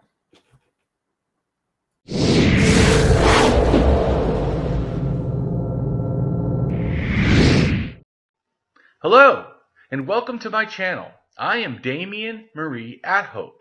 In the simplest terms, I am an atheist-humanist philosopher and prehistorical writer-researcher at DamienMarieAtHope.com. I am specifically an axiological atheist. An axiological atheism can be thought to involve ethical and value theory reasoned and moral argument driven apatheism, Ethnocentrism, atheism, antitheism, antireligionism, secularism, and humanism. Axiological atheists can be understood as a value theory or a value science atheist. As an axiological atheism's ethically reasoned and constructive pro-humanity. I am an axiological thinker, value theorist. The science of goodness, worthiness, usefulness, valuableness, virtue, reliableness, accuracy, validity, morality, integrity, beneficialness, etc., etc. We axiologists have a value consciousness. And in general, we see the architecture of humanistic humanitarianism value in people that we see as dignity beings. Places and things are not. Axiology is a value theory. In its broadest sense, it involves areas of philosophy that are deemed to encompass some evaluative or evaluation aspect. Therefore, it crosses almost all domains in some way or another. Now for a more detailed terms as to what I am. I am an axiological atheist, an anti-theist, an anti-religionist, secularist, humanist, rationalist, writer, artist, poet, philosopher, advocate, activist with schooling in psychology, sociology, as well as I am an autodidact, self-taught in science, archaeology, anthropology, and philosophy. I promote science and am against pseudoscience, pseudohistory, pseudomorality, things that are found in religion.